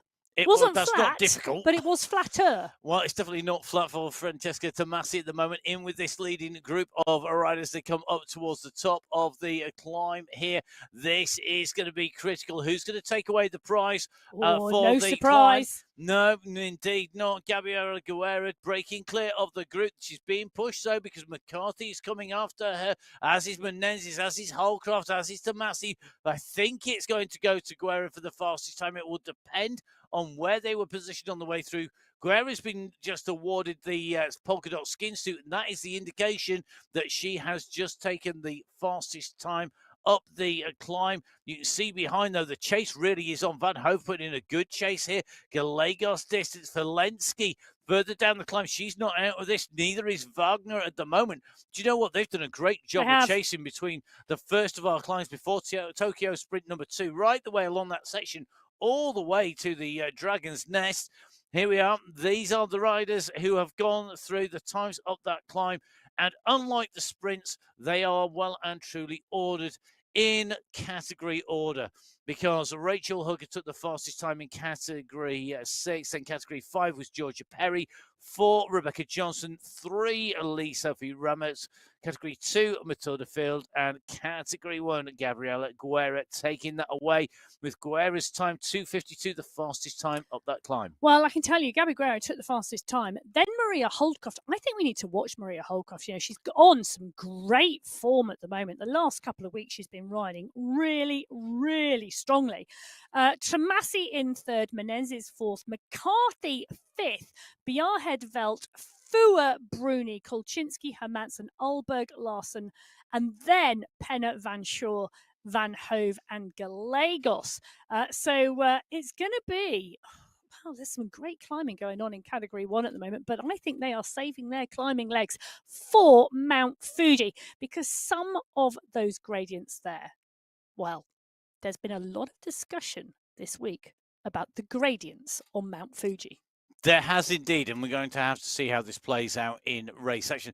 It's one thing going and riding, it's a whole different thing going and racing. Now, one of the key things in the racing is when you go over the top of a climb that you push onwards. In Category 1, just so I was keeping an eye there on the screens, Category 1, the leading Group O going over the top are looking to reinforce this lead. It's a very small group in Category 1. There are riders dotted out behind. We'll have to keep an eye and see how that plays out. Meanwhile, we're going to jump in with Lee Sophie Ramet, the rider who's taken the fastest climb time up the Dragon's Nest climb. Climb number 1 goes to Lee Sophie Ramet. Can Ramet repeat that on the final climb on Mount Fuji? Should be looking to repeat what she did last week. Phenomenal performance last week from her, but we're not. It's not like she's a flash in the pan. It's the first time she's done that. No. We've seen her really stamping her mark onto the Sunday Race Club. And she's in a field where it's very, very difficult to excel because there's so many talented riders. Well, and they are so well matched in Category 3. It's got to be one of, well, I say, it's really hard to all do of this. these categories are competitive. You know, as in the riders are well matched. That's what the categories are about, creating competitive racing with well matched races. But Category 3, the strength and depth in Category 3 is just phenomenal. And Ramet has been riding and racing really strongly in Category 3. It's been great to have her part and parcel of the action and to really create some of the action in that category. Now, one of the interesting things for me is that pack at Category 3. It's a big pack at the moment, well, still a fairly sized pack at 30.6 kilometres. You know, they're 15k from the finish line. When you get to the top of the Dragon's Nest climb, it's an 18.5 kilometre run till you get to the bottom of Mount Fuji. It's a long run. For me, I'm expecting the riders to take that fairly steady and conserve as much energy. So they've created one gap, then they transition, and then they go into Mount Fuji. Matt, you seem to disagree. I disagree totally about that transition and not racing that. It's a number of reasons. I think probably the best way for me to explain this is with the course profile. So let's take a look at the course profile, and then I can explain a little bit better why I totally disagree with you. I'm so pleased you said you would explain a little bit better why you disagree with me, not just explain a little bit better. Well, I could explain a little bit better as well. You can choose how well that goes. So let's from the Dragon's Nest climb. That's the climb segment in between. It's good job you can't see the physical abuse in the studio as Emma thumbs me from one That's side so to the untrue. other. The No Dragon's commentators Nest will hurt. climb. Speak for yourself on the center of your screen. Now, Emma, you'd say that you're not going to. They're just going to roll through conserve energy. When you look at this, you've got the lowest point on the course coming immediately after the Dragon's Nest climb. You've got that kicker out from there, which is where Category 1 are approaching. But then you don't actually have that long before you're coming in towards Kyoto Sprint. And there's a riser on the way into Kyoto Sprint that is steep, that is going to cause damage. You've got another step immediately after, then another step again, plus a dip and a rise. That's all before you get to Mount Fuji. What? Now, in that section, our riders cannot afford to gamble everything on the last climb, I don't think. And I think there's enough riders who know that they need to make it hard. If you just leave it to the form book and you just race the last climb, you're basically just saying, well, whoever's the best climber is going to win this. And that is not how racing works. Well, I disagree. You can disagree all you want. I disagree because it is a long transition between the Dragon's Nest and Mount Fuji. And everybody knows who has been out and wrecked Mount Fuji that the climbing, you can lose so much time on Mount Fuji if you have not managed your race well. It's a long run. It comes just shy of 40 kilometres into the race. Some riders can do repeated efforts, and there is so many options. I don't disagree with repeated you. efforts on the way in some there. riders can do repeated efforts, but I will say you have to manage your energy to get to the base of Mount Fuji because you do not want to go in and blow. And it is a really fine line in terms of how you do that. Okay, so I'm going to translate what I just said into how the racing is going at the moment. We've seen the group split. We've seen it come back together. We've seen it split and come back together. Repeated efforts. At the moment, you can see McCarthy is currently in this group. You've got Tomasi in there as well. You've got the key protagonists that we would expect to be in there. People like Fua, Kolchinsky, Menezes, Bruni, et al. They're in there. But we have seen quality riders going out the back. They're eliminating potential rivals by racing all the way into that. We're just coming up to the top of the climb out from the lowest point of the course, from the lagoon up to the top, and making our way in over this. For me, that climb out is just one of a number of options on the way through. And they've still got over 15 kilometres till they get to the base of Mount Fuji. Yep. You keep racing all the way Rebecca Johnson doesn't have 15 kilometres till she gets to the base of Mount Fuji, because at 33.7 kilometres, she's part and parcel of the leading group of Category 4 riders who have caught all but one of the leading group of Category 5 riders. So Georgia Perry is currently leading the Category 5 race. She's 38 seconds down the road from this group that we are in with at the moment, which has got Dowling, Holweiler, Johnson, Arias, Simkin, Salgado in here as well. And they are now moving through. So you've got the chase group and the leaders in Category 4 on the right-hand side of your screen, the leader on the road and the rider leading Category 5 on the left-hand side of your screen. They are split by around 350 metres on the road. And you can see the terrain is now rolling. It's those points that I was talking about, 5%, 6% kickers coming through, a chance to attack, a chance to go, a chance to actually take the racing on and put yourself at the fore, not be driven, not be the person who's on the back of the whip end of the racing. We've all been there when somebody else is setting the pace and you're having a hard time.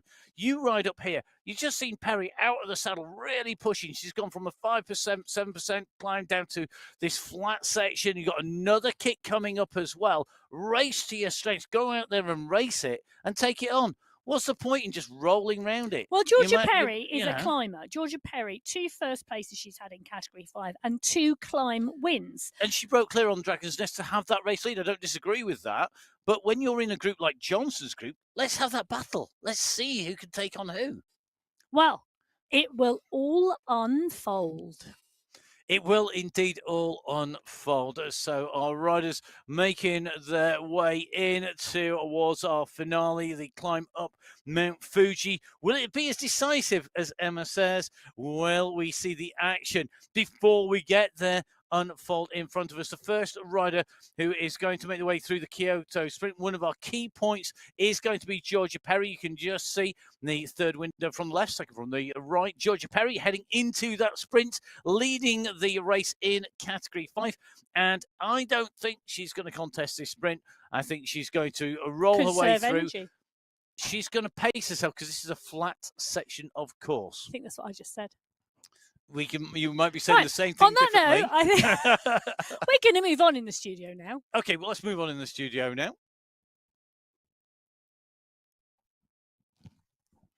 So you can just see Perry rolling in through the sprint. There goes through the end of the sprint, the Kyoto Sprint. The first of our riders to do so, averaging 2.3 watts per kilo through there, and takes the fastest time at the moment. That, of course, could well be eclipsed by the riders coming behind, not least by Julius Navarez, who's in with another group of riders. Interestingly, we got Arias in with this group as Salgado puts the sprint down in Category 4. They're not that far behind Perry here. The Kyoto Sprint, the final one of our day sprints here. And Salgado really starting to push her way in and through. Now, Salgado has been in the fight in the previous sprints, but not right up there. She may well take the fastest time this time round because those groups have been decimated behind. We're going to see where the win is going to come. Kyoto Sprint. Looks like Salgado with the fastest time from Holweiler, Johnson, Simkin, and Dowling. Perry's time, Eclipso there. Arias, who is in with that same group of Category 4, has now got the fastest time in Category 5 because she's managed to hitch a lift. They are making their way in and through. As you can see, Perry on the left-hand side of the screen on one of those non-existent bumps that won't affect the racing according to Emma, and according to me, will. Just on the way up, 9% you can see on this climb that comes on the way through towards our final climb. This is at 36 kilometres, over 9% at its steepest section so far. You can see consistently over 7. That's on the right-hand side of your screen. Left-hand side of your screen, Category 2 at the moment at 31 kilometers, and they are on one of those steps up in towards the Kyoto Sprint, one of those risers that make the way up and through. They are chasing down the riders in front, but Category 2 at the moment is still a big race field in Category 2. Now, the riders going through in the Category 4 race, nobody challenging so far that time of Salgado. The fastest time by a race still holding in Category 5 at that Kyoto Sprint as more of those riders make the way through. Category 3, 6, 2 and 1 still to hit there, the leaders to hit that point. But as you just saw, Georgia Perry on this bump here, 9% ascent. Not a categorized climb, not one of the main sections, and still on the way through. Behind her, the chase on behind, and you can see Salgado and co really pushing. Now, let's go back to Category 1. We've got another squeeze on here as Kolczynski continues to wind up at 29k. So he's a little bit off that climb that we just saw Category 2 going at. And Category 2 leaders on one of our first steps in and up, really starting to stretch out the race groups as they came in and through. And interesting move here by Kolczynski, Emma. Well, it is indeed. And I was just thinking it's an interesting move by the Thundercats, actually, Matt, because Guerra Menendez, Kolczynski and BI Head, the 4 riders in the Thundercats. And as a team, they really should be in the mix today. Sending Kolczynski down the road, who is a strong climber, sends a message to the rest of the group. You don't want to let her get away. You need to manage her effort. And it's a really great tactical move. Well, talking about tactical moves, Megan Stevens gone off the front of the Category 2 pack. And Van Hooling is the rider closing her down. I said she had an intention today to take the win. And Stevens and Van Hooling closing the gap. But the riders behind not choosing to go with her at the moment. Interesting move by Stevens and Van Heuling here. Van Heuling running for the Velo Valkyries, Stevens for the Purebred Daisies squad. Making the way down the road, both riders from the United States of America there. They've got 7 seconds on Gottelando along with Embring and Co behind, big group behind. But these rolling sections, the steep climbs, the flattening off of the sections, really testing the riders. So at the moment, where we are out on the road, our leading rider on the road is Georgia Perry, the rider riding in Category 5, who have overtaken the leaders in Category 5, overtaken the leaders in Category 6, who set off first. Immediately behind, 11 seconds back, as we see Perry coming in through past the grandstands here. Our Category 4, you can see the Category 4 leaders led by Simkin, Salgado, Dowling, Johnson. They're all together. They are the 4 riders who are clear at the moment in Category 4 in that race lead. This place at the moment is Tanya Howeiler, currently about 30 seconds back. Behind Category 3, racing in between themselves, and then Category 2 and 1, making the way up the front of the race with Perry at the moment on the left-hand side of your screen at 37.9k. About 2 kilometers from the start of our final climb, Mount Fuji. Mount Fuji climb finishing at 45 kilometers, which means that there is 500 meters after the finish of our final climb. Now, the last leaders to leave the pen, top left-hand side of your screen, Category 1, Kolczynski's gone and opened the gap on this section that wasn't going to change any of the racing. She did so on the run into this climbing section. It has now broken behind. McCarthy and Guerra are now leading the charge, and we are talking about power levels of 7-8 watts per kilo on these kicks to come across. This is on the climbing section. This is on one of those bumps that runs us in to the Kyoto Sprint, and there are plenty more to come behind this as well. You can see Guerra on here, and the group that have been distanced are losing ground, and the group behind our leaders is fracturing as well under the pace and the pressure. Kolczynski's speculative move off the front. Then you've seen a response come from McCarthy. Guerra has come with McCarthy. That is going to bring, I think, Kolczynski back. This is all starting to come back together again. Guerra out of the saddle, putting the power down here. She's got to make this count. Her teammate Kolczynski up in the lead. Is being brought back into the fold here by McCarthy, by Felt and Co. They know the danger of leaving Shinsky on the front on a climb. McCarthy, the world champion, closes that gap down. Felt to Massey and the front of that packer there. But for a section, I'm going to say this more than once today, for a section that was not going to produce any kind of action, and they were just going to roll through it, we've already seen fireworks and a split in the leading group in Category 1. Well, it's Okay. Category 1. Did you just write stop now on a post-it note to me? Now I'm going to keep rubbing this in as long as I can.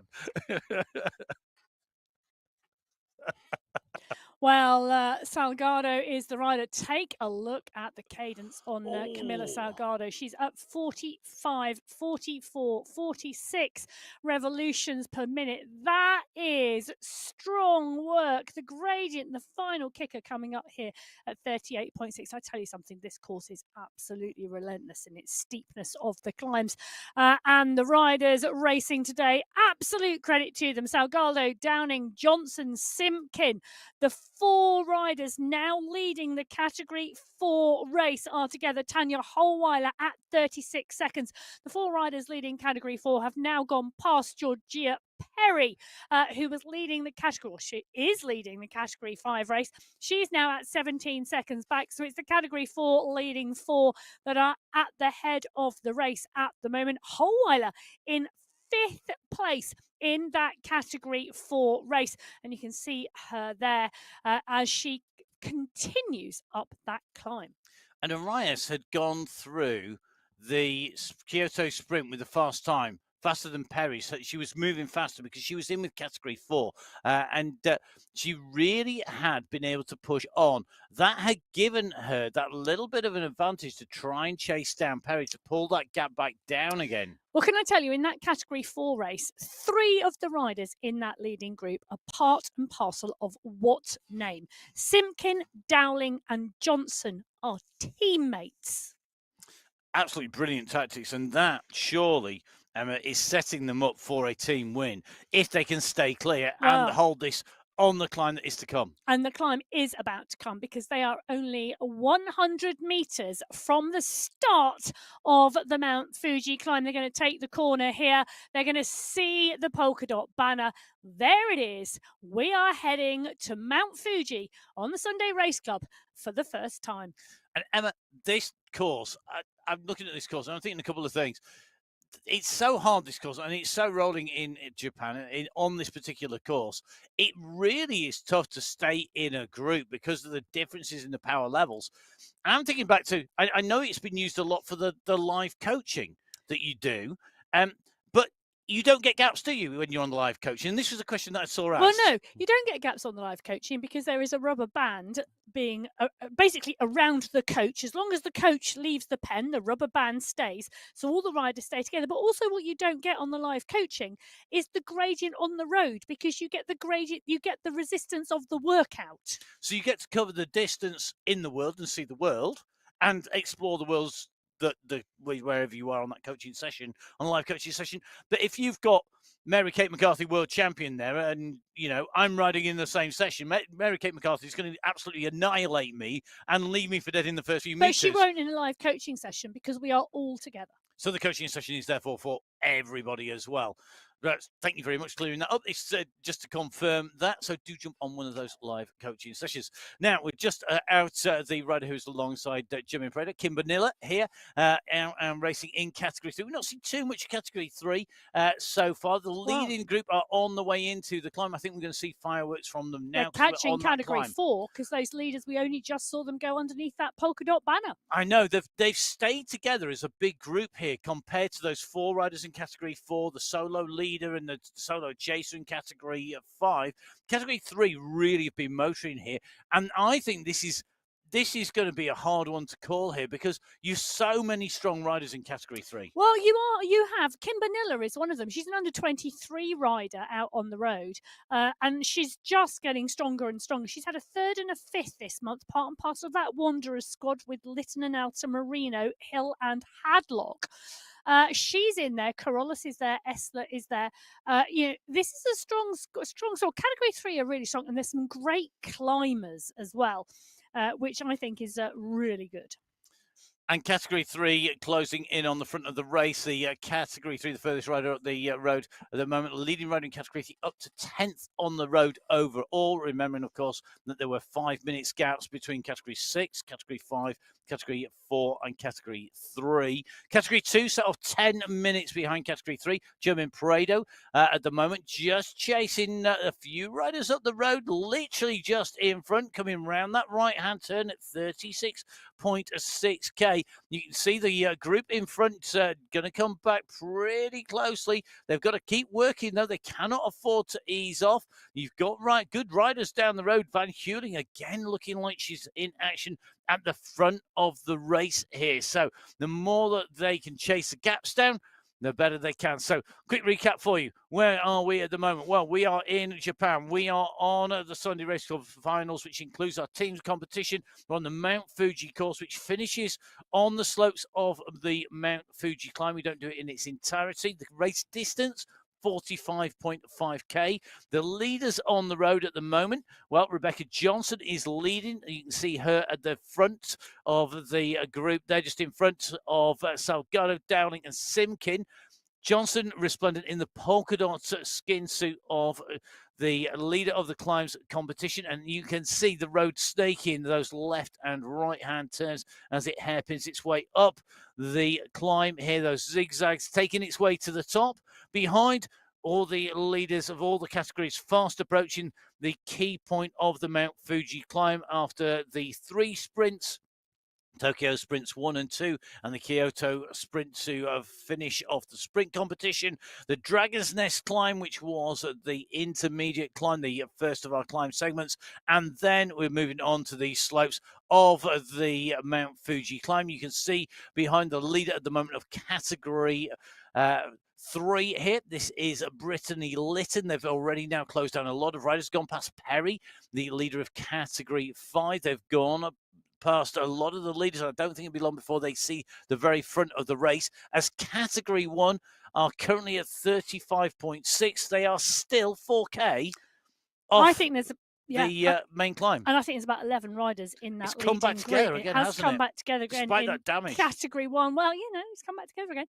Amelia Velt takes the sprint in category 1 for the Sweat Sensation, 16.98, nowhere near the fastest time.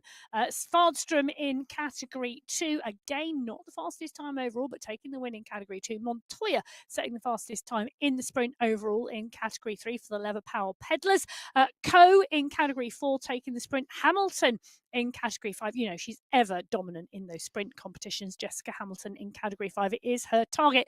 And Veronica Arrayas taking the sprint in category 6. 2 interesting things looking in detail just in that sprint competition. Amelia Velt's time, 15th fastest time, despite being the category 1 leader. Bearing in mind that we've got Valensky going to be coming up behind and likely to take that. Who was the second fastest rider in category 1?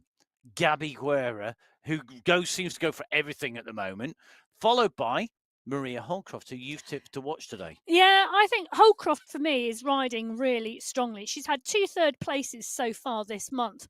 Pretty much the only 2 riders to beat her are Guerra and the world champion McCarthy. Yeah. It's what company to be in. What amazing company. You could be coming and joining our riders. Please do jump on board. Whatever level you're at, do not think you need to be a world champion to come and race and ride on the Sunday Race Club, so long as you meet those tech specs. And if you are racing in categories 3, 4, 5, and 6, there has been an update to the rules and the turbo trainers that are allowed. So please do have a read. It opens it up to more people.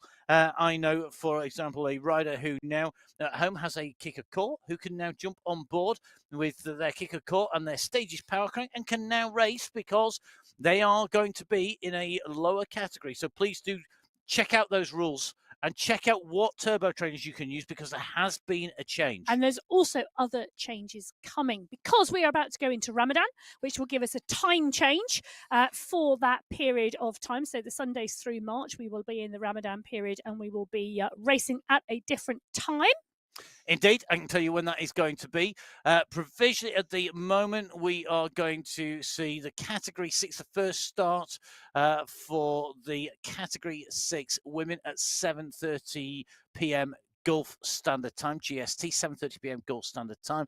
The men's start it's 1 hour later, 8:30 for the men's Category 6 starts. Those are the Category 6 starts. Check out the pages on MyWhoosh.com. Go to events. Check out the timings that are up there. That will happen early next week, and then that will be the times that we're going to run through the duration of Ramadan. It is different. It does also mean that, of course, we are going to see 2 separate shows. Emma and I will be covering 2 separate shows, one for the men's, one for the women's. I'm not quite sure which one we're doing yet. We haven't yet talked about that, but I'm sure that'll happen at some point next week. We'll work that one out after the finals. We were too excited about the finals because we knew we were going to see fireworks, and we're definitely seeing that today. Rebecca Johnson here climbing clear. Yeah, and other changes also happening around the distance of the women's race.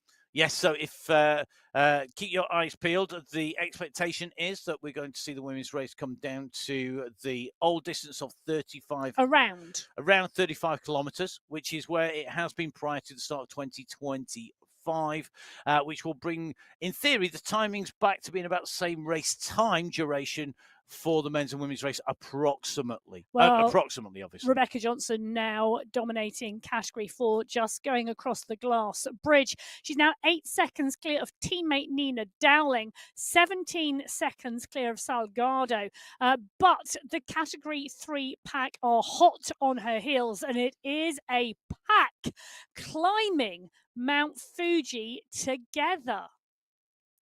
I'm going to go quickly rewind off Mount Fuji backwards on the course to the Kyoto Sprint. Just seen the update come through. The Kyoto Sprint, as expected, Bridget Falensky taking the 3rd sprint there. So she will take away the win in that sprint competition because she took Tokyo Sprint number 1 and 2 and the Kyoto Sprint. 3 sprint wins, 3 segment prizes, plus the overall in the sprint competition in Category 1 today. Congratulations to Bridget Falensky for taking that competition. Right, back to the slopes of the mountain, back on to Mount Fuji itself. Now, we don't do the full climb here, do we, Emma? The climb in its entirety, it's a long, long climb. The course finishes partway up the slopes. It does indeed. And you can see many bridges over the water. We're at 9.4, 9.6%, 9.7. It is so, some of the parts of this climb are really, really steep. I'm going to say I believe because I have not done. I'm holding my hand up. I have not ridden up the Mount Fuji climb. It's not one of the courses that I have done, but I understand it tops 16, 17, 18% in places. And you wonder why I haven't done it either, deliberately. Yeah. It's one of a great believer that in riding the courses that our riders ride, and we do try to ride as many as we can. But there is a point at which we stop learning and we just suffer. Well, I've been ticking off the courses in Japan recently. Emma has done more of the Japan courses than I do, mostly because they're mostly hilly, and my suffering starts at an earlier level going uphill than Emma's generally. So Emma at the moment has the commentary studio ticking off the courses award so far in 2025. On the new world, 12 worlds on MyWhoosh to explore. Do make sure you do jump on board. Download the app on iOS, on Android, and on Windows. Make sure you jump on board. It is free to ride. There's no cost to the app itself. You can get upgrades in the game, which gives you early access to worlds. It also gives you more swag for your garage, different bikes and different kit, and different rewards for doing more miles or kilometers on the bike on the Worlds of MyWhoosh. Whilst my kilometers have gone up, they're not enough to get enough rewards at the moment for anything super spangly. And to be honest, I don't think my race performances should be rewarded by a spangly bike. Today's performances on the racing, most definitely, they definitely need rewarding, and they're going to be with our amazing prize fund, equal from the men and women, 10 riders individually, 17 prizes, plus the sprints competitions, plus the climbing competitions. The leaders in Category 1, they've hit that marker. They've gone underneath the polka dot banner. All our leading riders onto Mount Fuji. Category 1, the last riders to go onto that climb. They are just over 39.7 kilometers into the course. The leader on the road is Rebecca Johnson, who's got an 11-second gap on the nearest rival. Well, can I just say, Rona Tanglian in Category 6, the Category 1 pack have just gone past her. Fabulous riding from Tanglian today. She's a strong rider for that Wills United squad. Those Category 6 riders have been out, they've been out 10 minutes longer than the Category 4 rider, Rebecca Johnson, that we are in with at the moment. So they have been out 1 hour and 35 minutes so far. Keep on running, guys. No climb goes on forever. I tell myself that on pretty much every time it goes uphill. Now, I said at the start of the show, we'd come back to nutrition and hydration. Just seeing Rebecca Johnson, just taking a bottle on here. Emma, it's absolutely critical, isn't it? Hydration, and fueling. We're seeing some real revolutions in terms of hydration and fueling strategies for the riders, just in terms of the amount of carbs they're taking on board, the amount of fueling. It's become an absolutely key thing, and it's something that there's almost no excuses to get wrong, is there, when you are in each sports? Because you don't have the issue. Wrong. Well, there's no excuse because you can't. It's very hard. It's not impossible, given I know somebody has done this, dropping a bottle. It's possible to drop a bottle, but it's not. You can have as many bottles arranged at the side. You don't have to go back to a team car for it or stick them in your back pocket. Well, you're quite right. And we've just seen in there with Brittany Lytton, the table by the side of the bike, the can of product, the bottle of products, the bars, the food that she wants to choose. And riders will have individual choices about what they like and what they can stomach. Never try anything new racing that you have not tried in training. There we go. Gabby Guerra, she's got her bottles on the side and she's got her fueling strategy absolutely dialed. And well, that's because at 40.4 kilometers, it's her and the rainbow jersey, Kate McCarthy. They are wheel to wheel on the climb at the bottom of Mount Fuji. The only way is up, and I can tell you something, they will have their fueling strategy absolutely dialed. Yep, I saw a really good post from Gabby Guerra about restocking her products. Do give Gabby a follow on social media, Gabby Guerra on social media, because there's some really interesting posts on there. And as a professional esport athlete, she's a rider whose performances are increasing all the time. Really interesting to see how these riders are going on now.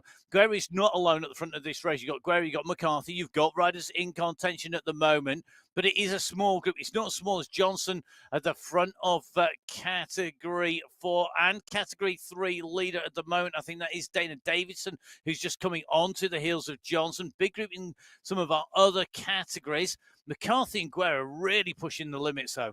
Well, they are indeed. And I'll tell you something, this gradient is pushing the limit because it's just shy of 16% at the moment at the 42.7 kilometre marker. Johnson climbing very, very strongly. Dana Davidson leading the charge from behind, and Brittany Lytton now starting to go clear of the group as well. So the group starting to split in all of our race groups, all of our riders, they go on to the slopes of the Mount Fuji climb. One rider at the front, though, holding strong at the moment. Rebecca Johnson just starting to be caught here. Dana Davidson, a rider coming good today in the style. Now, Dana Davidson is a rider who we know has been there or thereabouts for a long, long time. Davidson, though, this is a good move by her. She's gone clear on these steeper slopes. I mean, they're coming around the turns here. This is 12.5%. Well, it's just been 17. Yeah, it was 17. It's 12.5 just to come around this slope. There's so many steep sections here. Pure climber territory. Well, it is pure climber territory, but it is so steep. It is relentless. You know, when we go to Wollongong and we go into the Wollongong climb and it hits 17%, it does it for a fraction of a second and then it backs off and then it's like 6, 7, then it hits 9, then it goes back down again. This is just continual. I've not seen it go under 11% for a significant period of time now. We've been at 15, 14, 17, 11, 13. This is so steep. It is just... Well, Dana Davidson is thriving on this climb at the moment, and absolutely amazing job from her. Now, back in with our race leaders in category 1, just dropping a little bit further back down the course. Gabby Guerra with a world champion Mary-Kate McCarthy on the climb here. McCarthy, a rider who said she was disappointed by her ride in the National Road Championship. She felt she had the power and strength to win that. She'll be looking to win here today in those rainbow stripes. The two leaders have got a gap of 4 seconds on Merle Bruni. Merle Bruni, the nearest rider to our leaders in category 1 on the left-hand side of your screen. Right-hand side of your screen, category 2, we're in with Madana Dega-Mashandi. Then Madana Dega-Mashandi, part of this big pack of riders. They're at 42.2k. They set off 5 minutes in front of Guerra and McCarthy, who are chasing hard. And at the moment, they're not that far behind. It's only 500 meters separating the riders on the top left-hand side of your screen from the top right-hand side of your screen. Riders onto the main screen now. Dana Davison on the left-hand side of your screen is the leader on the road, the leader of Category 3. The leader of Category 4 on the right-hand side of your screen, Rebecca Johnson, in the polka dot skin suit of the fastest climber on the first climb, leading the way up here for Category 4. Interestingly, Davidson absolutely blasting up here, did not figure at the front of the race on the Dragon's Nest in terms of riders in Category 3. In Category 3, I think it was Ramett who was up there. Yeah, it was. Davison kept her powder dry. So did Katie Banerjee. But those two now climbing really, really strongly in Category 3. Johnson, I'll tell you something, the determination from Rebecca Johnson. You know, she timed her energy intake. She's absolutely setting her own rhythm and riding up this climb so strongly. Brittany Litton, Eva Essler, Angelica Altamarino and Lorena Beltranov chasing Category 3 riders on the right-hand side of your screen. McCarthy and Guerra are locked together on the left-hand side of your screen. Merle Bruni is at 8 seconds behind them. Then it's a group including Holdcroft and Fua a little bit further back down the road. While Guerra now kicking because McCarthy's gone to the front of the group. We can see Guerra up and out of the saddle, just getting back onto that wheel of Kate McCarthy. They're coming towards the steeper section that we saw Dana Davison and Rebecca Johnson riding and racing at the 42.6 kilometre marker. It's going to go up to around 15% in a moment, and then we've got a section 15, 14, 17. It just stays really steep here for a period of time. And McCarthy now, is that a indication she is about to go clear? She's just starting to open that gap. It's at 3 seconds. Guerra has to respond here. You see Gabby Guerra in person on the screen. They're trying to respond to the world champion. The gap is now at 4 seconds. Decisive moves being made here by McCarthy. What has Guerra got in the tank? How well has she fueled up? You saw Nathan Guerra, who'll be racing a little bit later on for the Sandstorm team in Category 3 in the men's race. The fueling up. Has he got the fueling right? Has Gabby got the fueling right? They're going to need some serious fuel to race well today. And I tell you something, one rider who is absolutely on fire. She's got nitrox instead of hydro tabs in her water bottle. She is fueled by the jet fuel, taking it up this climb. She's just coming through. She's gone alongside. That's Matilda Field, the rider who's got the polka dot skin suit in Category 2, who has just seen McCarthy go flying past. Guerra is coming behind. But at the moment, Tilly Field has just seen the world champion rocket past her, climbing up. Look at the gradient here. 15.2%. Matilda Field did an amazing job. Sat down, holding that rhythm, not panicking, racing her race as Guerra goes up alongside. Gabby Guerra has got to get this gap down, and she has to do it now. You cannot let the world champion go up the road. You can't give away those seconds. She'll want that win here today. They are racing, remember, not just for their individual prizes, but for the team prize. So it's not just about getting the first, second, third places. It's about those seconds, those minutes, when you add those team times together. It is indeed. And McCarthy, part and parcel of Ablock International. Guerra, part of the Thundercats. We know Merle Bruni is not far back. She's part and parcel of the Sweat Sensations.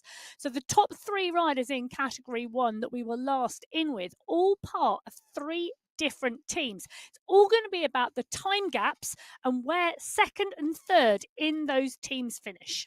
Well, McCarthy opening up the gap on the front for Ablock International there, but she's got Holcroft, Larson, and her Mansonist teammates. You've then got Gabby Guerra for the Thundercats, her teammates Menezes, Kulczynski, and Bjarhead. Good climbers in there as well. And then, as you say, we've got Milbroni, Sweat Sensations. You've got Catherine Fua and Amelia Feld. This could be really, really close. And it is going to come down to what those time gaps are between each of our riders. The race leader, in terms of category 1, our elite race leader on the right-hand side there, the world champion leading the way up this climb. In January on the Jebel Yace, the time gap between Ablock International and Sweat Sensations, team number 1 and team number 2 in category 1, was 22 seconds only. 22 seconds at the end of that monstrous climb that is featured in both the men's and women's UAE tours this year and in previous tours as well. Really, really iconic climb, some amazing racing in the UAE. Some fantastic rides in there. Fantastic rides here today. And Dana Davison at the moment leading the riders in their entirety. She's the leading rider on the road.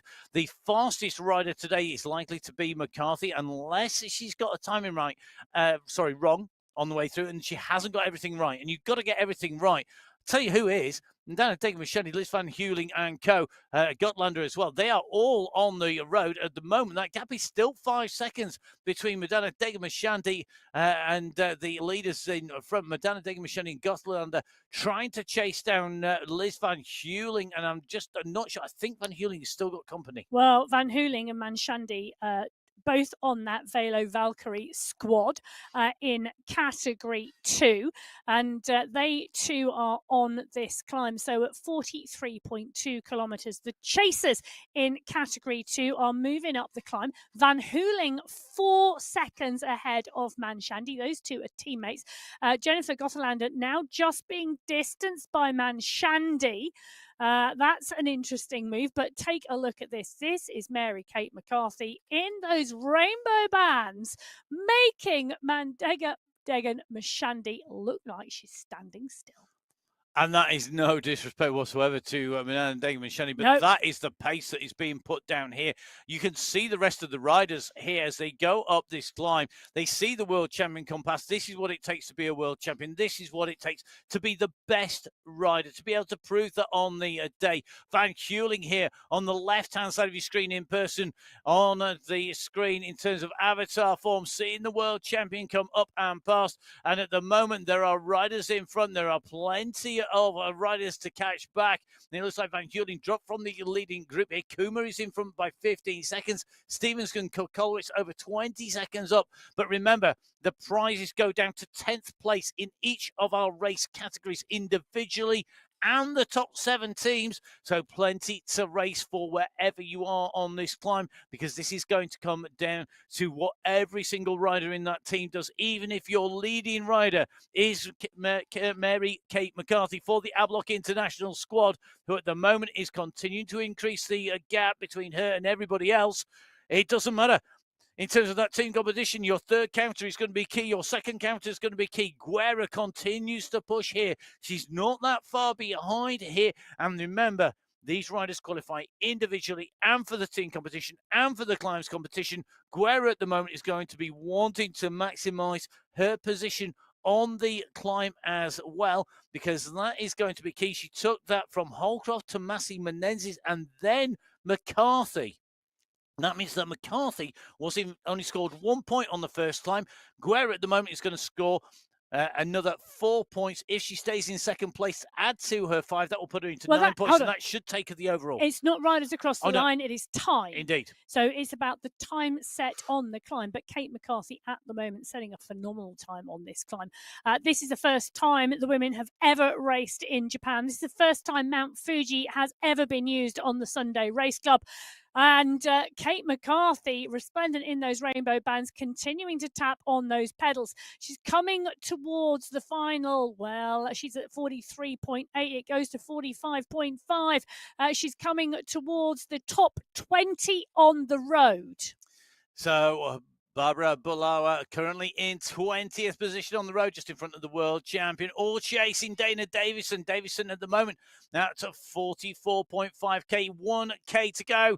Red kite time to go into the final 1,000 meters in our final in the women's competition here today on the MyWhoosh Sunday Race Club. Make sure you follow MyWhoosh at MyWhoosh on Instagram and on Facebook. It is my_whoosh on X. And don't forget, of course, make sure you subscribe and follow the YouTube channel for all the great updates. Make sure you download the app to jump on the live coaching, whether that is with Emma, commentator here in the studio, with Peter Sagan, who's here regularly every Tuesday at the moment, or one of the many other wonderful coaches. Don't forget, of course, you can come and race here on the MyWhoosh Sunday Race Club with all of our riders. We've got lots of great races as well, lots of the national championships on, and don't forget, of course, we've got our men's race coming up immediately after this, and it may well be that we're going to see them overlapping a little on the way in through. At the moment, we're in with Brittany Litton. Another great performance by her. You can just see Litton out of the saddle, kicks on down as the gradient goes to 16% plus here. Currently inside the top of 5. You got Davidson, then Banerjee, then Essler, then Litton. I tell you something, Essler and Litton is not decided by any stretch of the imagination at the moment. Essler riding for the Brits Babes. Litton at the moment riding for the Wanderers squad. She'll want to move in front and to get that time gap in there. This will come down to time. In terms of team competition, it's down to those individual performances for where those riders finish on the road in the standings. All of the standings subject to verification. The class leading verification on the MyWhoosh Sunday Race Club. Make sure that you keep an eye on mywhoosh.com/results for all of those results updated as we go. As Dana Davison approaches the polka dot banner, she will be the first rider to go underneath the finish and set the first time here on the Sunday Race Club on the Mount Fuji climb. Well, she will be indeed the first rider to go underneath the polka dot banner. Dana Davison has done a phenomenal job in Category 3. She's ridden clear of the field on the climb that came into the base of Mount Fuji together. A large group of Category 3 riders. Davidson has ridden clear.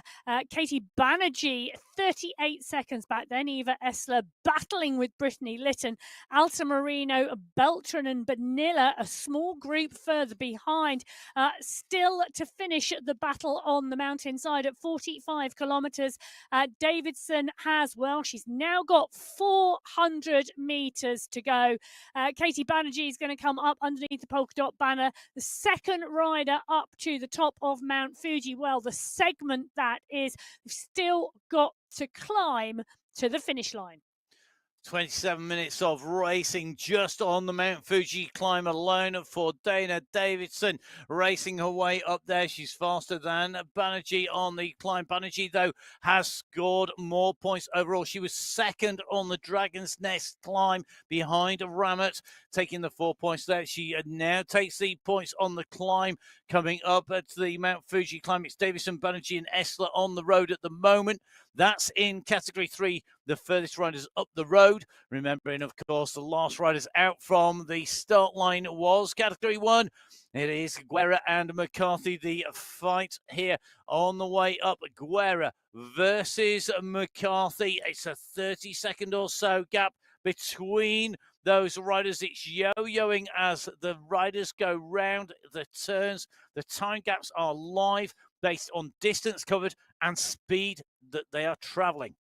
Well, the speed that they are traveling, Dana Davidson, she's gone underneath the polka dot banner. She's heading towards the finish line, but the climb continues and it is so steep. 14.4%, 14.5, 0.7, 0.9. 15% towards the finish line of this race today. She's only got 200 meters to go, but it's 16.5% under her wheels.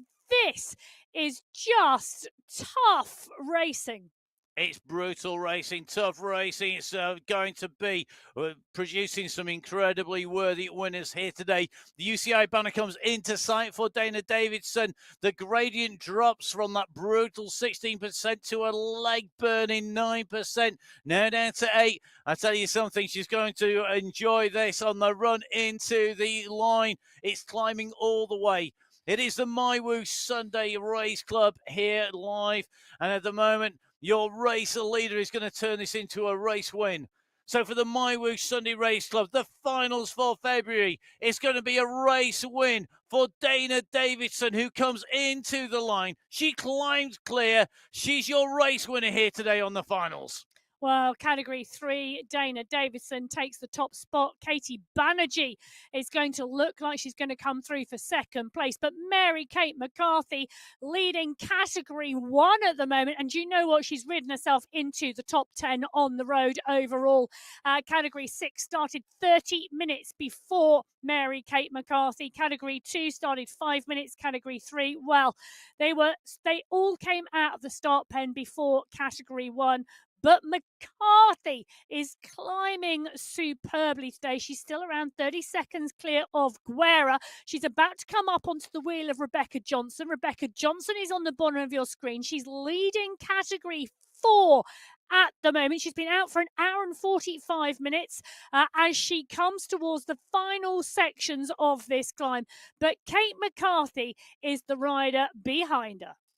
So Dana Davidson, the first rider over the line, second Kate Banerjee, third place in Category 3, Eva Essler. So 2 Racing Roos and one of the British Babes, the riders in over the line in that team competition at the moment. The Roos with that head start as we see McCarthy go past Rebecca Johnson here in the final kilometre, in the final 200 metres. McCarthy absolutely rocketing her way up towards the top of the climb.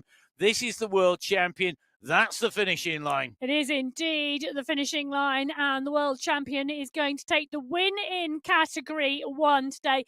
She's come to Japan, she's come to Mount Fuji, and she showed that she is dominant in the climbing when the going gets steep. Kate McCarthy gets going. Your winner in Category 1 on the February final of the MyWhoosh Sunday Race Club, Kate McCarthy. So McCarthy coming through to take a victory in Category 1. The riders behind are racing all the way in. We've got a real battle behind. Gabby Guerra's gone clear of the rest. Then it's Maria Holcroft at the moment as we see these riders push to the line. Just seen Rebecca Johnson come in over the line in Category 4. She's going to take victory in Category 4. Congratulations to our long-time race leader, Rebecca Johnson, taking the win in Category 4. This is Gabby Guerra, second place here today, the medalist at the World Championships. The rider with the polka dot skin suit is going to take away wins in the climb segment of the Dragons. Now she's going to take away the overall climbers jersey. She's going to take second overall in the race here today. She sprints to the line, the end of a fine February for Gabby Guerra. Well, Guerra riding really strongly in February. Maria Holcroft, another one of those riders riding strongly. Holcroft looking like she's going to take third place in that Category 1 race.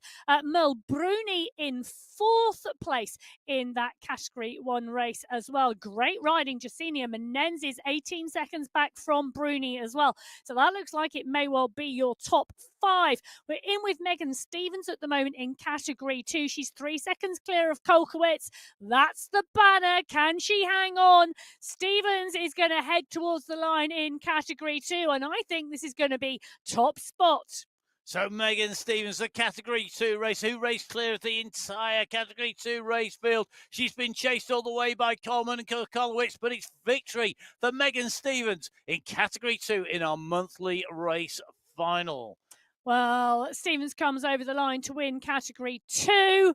Well, Holdcroft comes over the line for third place in that Category 1 race. So you can see the results at the moment are live. They are updating as we speak. And you can see that happening in front of your eyes. So McCarthy, Guerra, Holcroft, Bruni, Stevens, then Davison, Banerjee, Esler, Litton and Vanilla, the top 10 riders at the moment. But that's going to change every time a new rider comes in and through in our various race categories. You can see now an update to Category 1. So it's McCarthy, Guerra, Holcroft, Bruni, Fua and Menezes, the top 6 riders in Category 1. Then we have got Stevens, Kolowitz, Coleman going through with Jenny Eck in Category 2.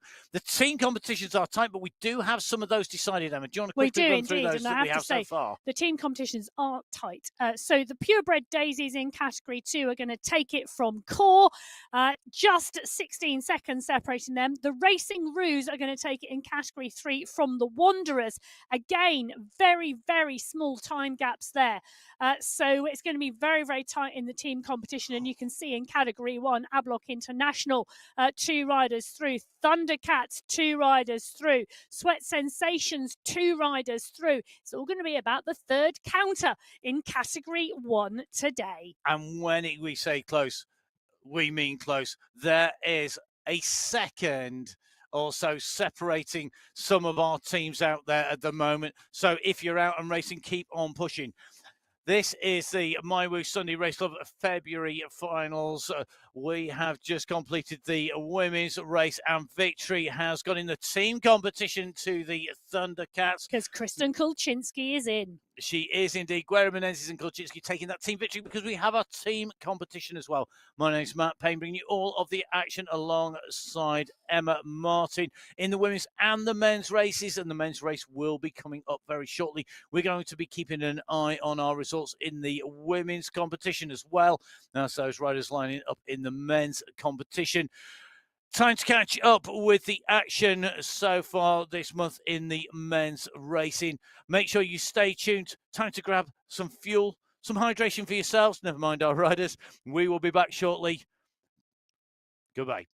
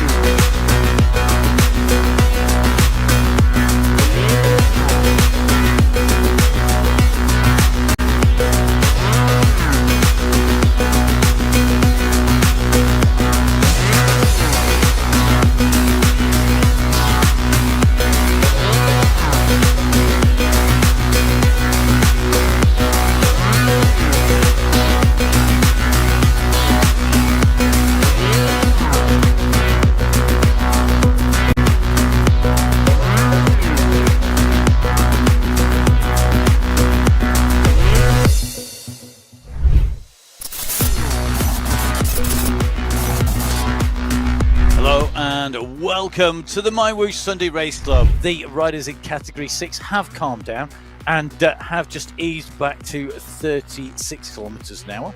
Eased back to 36 kilometres an hour in Category 6. I know, they're rolling really strongly. You'd like, guys, look, it's the start of a 45k race. Why are you nailing it? And again, another nailing it. They're coming into the sprint. Bjorn Andreasen, who went out on 7.5 watts per kilo, wanting to rip it up from the start. And we've got riders off the back of the group already. We're 1.5k into what is a 45-kilometre race. This is the work that's being done here by Mr. X100 Racing to get back onto the wheels. This is where it's critical, making sure you don't panic if you get dropped, making sure that you stay within your limits on the steep section so that you then have the opportunity and the energy levels left to come back on. Trying to come back if he's got anything left in the tank, but the ask, I think, too big now to come back to the leading group right hand side of the screen. 19.5k covered. They are really powering on. It's 400 meters of distance difference. Once he got himself back in touch, he didn't back off. He kept that pace and power. He then dropped down, used it on the descent. It gave him sliding room. You saw him getting closed down at the end, but he's then pushed over the top into the descent. Group split in Category 2. Category 1 on the flatlands on the way in. Category 6 leader. This is Dylan Kennett. Is our furthest rider down the road.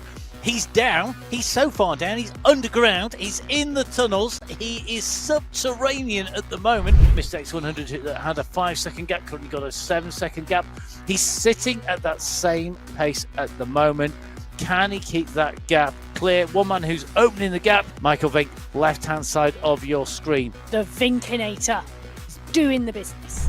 It is the final qualifier for February for 2025. It is race number 3 for February. And your winner coming over the line, Dylan Kennett in Category 6. بسم الله الرحمن الرحيم. مشاهدينا الكرام، متابعينا في كل مكان، أهلا وسهلا بكم. هناك أبو عامر من الإمارات، الفئة الرابعة، يظهر الآن على الشاشة على اليمين. برافو يا أبو عامر. أبو عامر من دولة الإمارات، دائما هو الإماراتي الوحيد اللي يلعب في هذه الفئة وصامد ويظهر دائما بمستوى مشرف. أتمنى له إن شاء الله التوفيق من خلال هذه المشاركة، وعلى بركة الله تعالى مستر إكس 100 يظهر على الشاشة. نحن معكم مشاهدينا في هذه المتابعة. مستر إكس 100 انطلاقة في أول الكيلومترات، نشوف معاه أيضا اس يظهر. هذا الدراج الذي بدأ عداء ثم تحول إلى لعبة الدراجات على الطريق، ومن ثم عشق مايوش وعشق الوجود مع مايوش. شكرا يا إيفان. إيفان يحييكم الآن هنا كما نشاهد في الصورة. أوه ياسبر يطلع الآن، ياسبر يطلع خلفه الآن المتسابق البلجيكي في عملية أداء، وأيضا واحد من نجوم هذا المنتخب البلجيكي المشارك في بطولة العالم. أوه يضغط في الزون رقم 6 الآن، زون رقم 6. مستر إكس 100 يعدي على الجميع. شوف كيف يعدي بالواحد، يعدي عليهم بالواحد. الله يا مستر إكس 100 رائع انه فعلا يحلق على هذا المرتفع الان. هنا النخبه، هنا المستوى العالي، هنا كما نشاهد الان باللون الاخضر يظهر الان في الصوره. النهايه بالنسبه الان للفئه السادسه، اول الواصلين الفئه السادسه حاليا. هذه الفئه السادسه وديلان هو بطلها.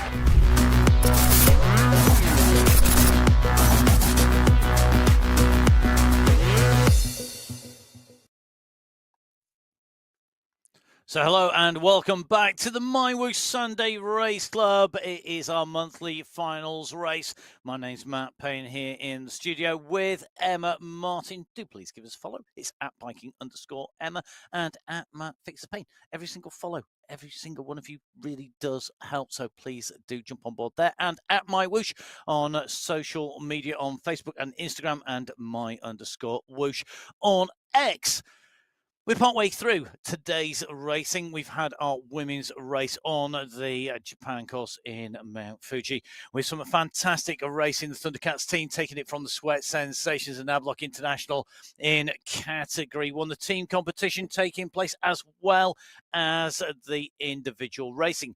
Now, a quick reminder, if you weren't watching the women's racing, well, after I tell you, why not? What were you doing? Amazing racing, well worth a watch. Do have a watch back after the men's race if you're going to watch live.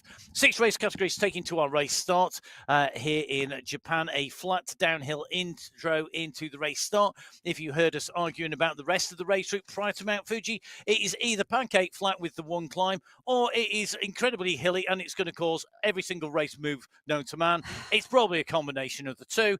We do have 3 sprints for the sprint competition and the first of the climbs for the climbs competition. But we are going to see. We have got the Mount Fuji climb at the end, the 5.5K with those brutal slopes, incredibly steep and relentless as well. There is no easing off on this climb.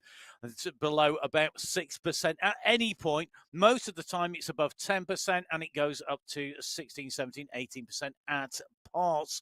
Emma, it proved decisive in the women's race. It's probably going to prove decisive in the men's race. I think we're both kind of right in the women's show that you can make a lot of the racing early on, but key is going to be that final climb. It is indeed. And well, the race field's already out on the course in the men's race. Category 4 are going to be the next race field out of the start pen. I had to take a close look then in the pack, but it is going to be Category 4 who are away next. Now, Category 6 have been out on the course for 10 minutes so far. They're at 6.8 kilometre marker, and the pack is rolling.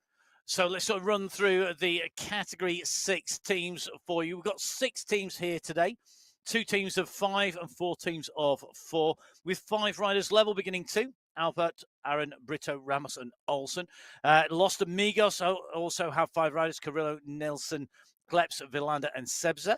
Teams with 4 riders: BMC Startup, who have Rizari, Gomez, Schoberg, and Verbriest. We've got BMC 6 with Abbott, Milostic, Llewellyn, and Mulligan. Level beginning 1 also have 4 riders. That's Dotto, Smith, Monsalve, and Teron.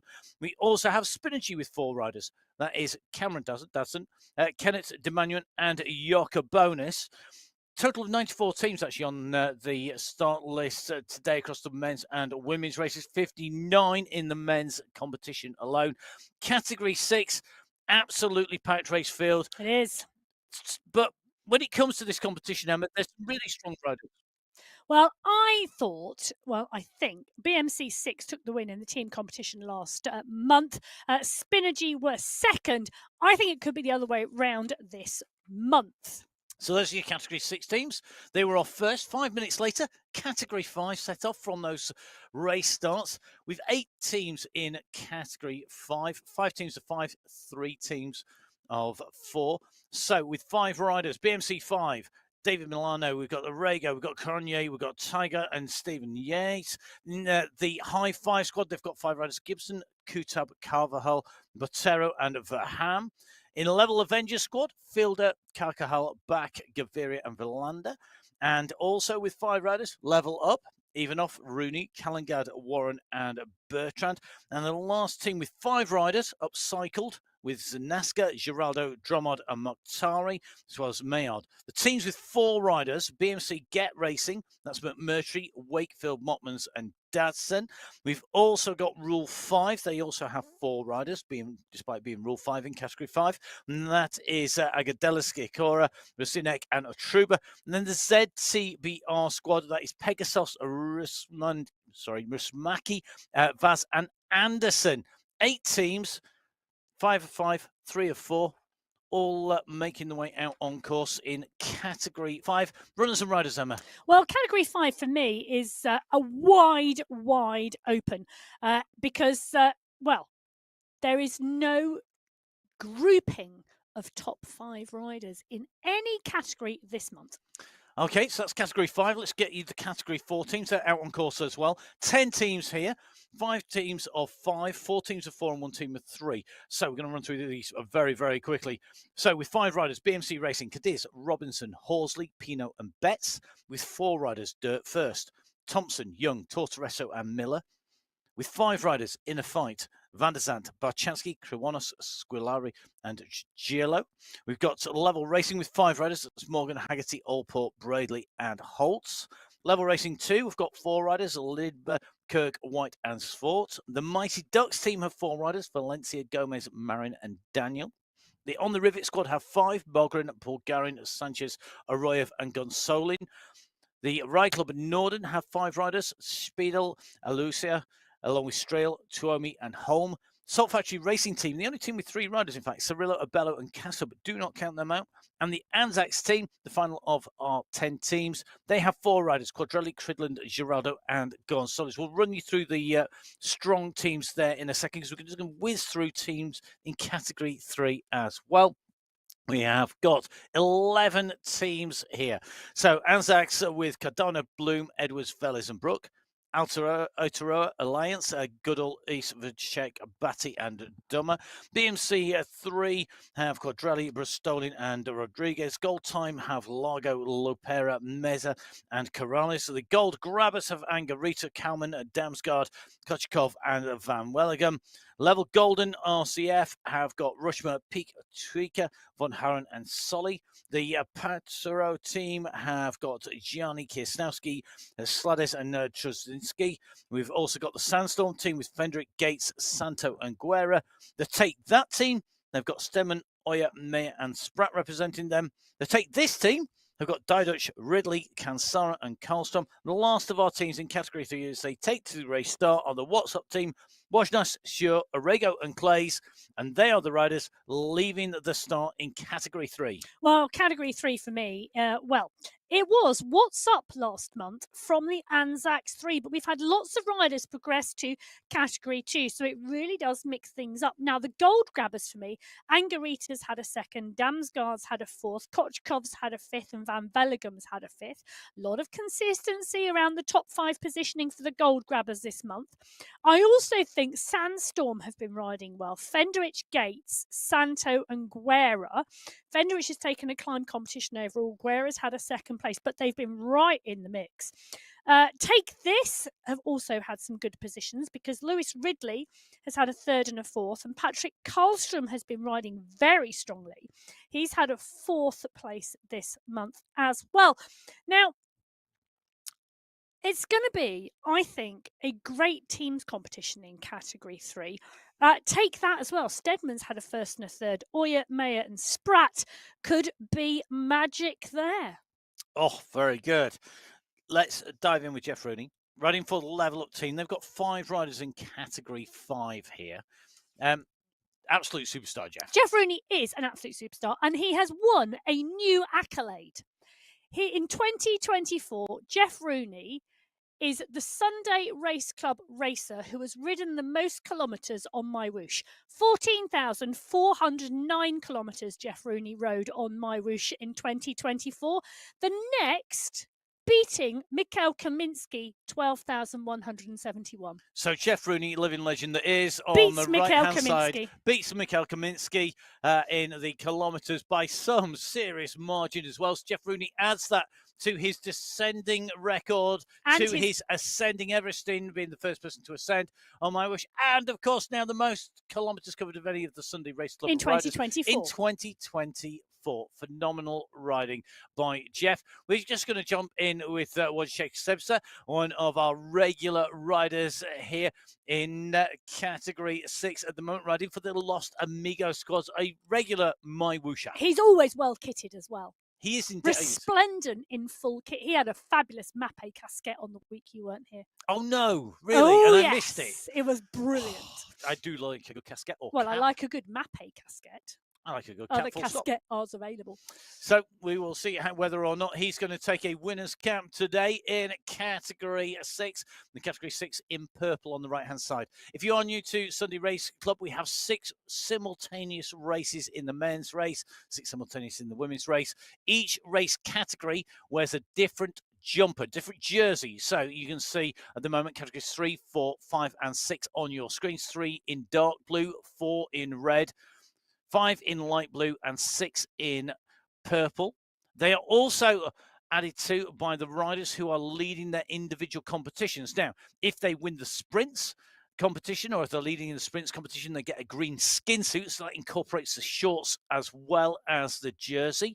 It still has their category number on the back, so if you see multiple sprint leaders together in the green skin suit, so maybe Mark Tong in category 5 alongside Christian Speedle in category 4, and maybe alongside Riley Milostich in category 6, the sprint winners of our first sprint in the Tokyo Sprint, they'd all be wearing the green skin suit, and you would be able to distinguish the 2 or 3 different riders by the number on their back. That is their category of racer that they are in with Riley Milostic on the right-hand side of your screen. You can see he's wearing that green skin suit, even though he's in category 6, but on his back is a number 6 to indicate which category he's in.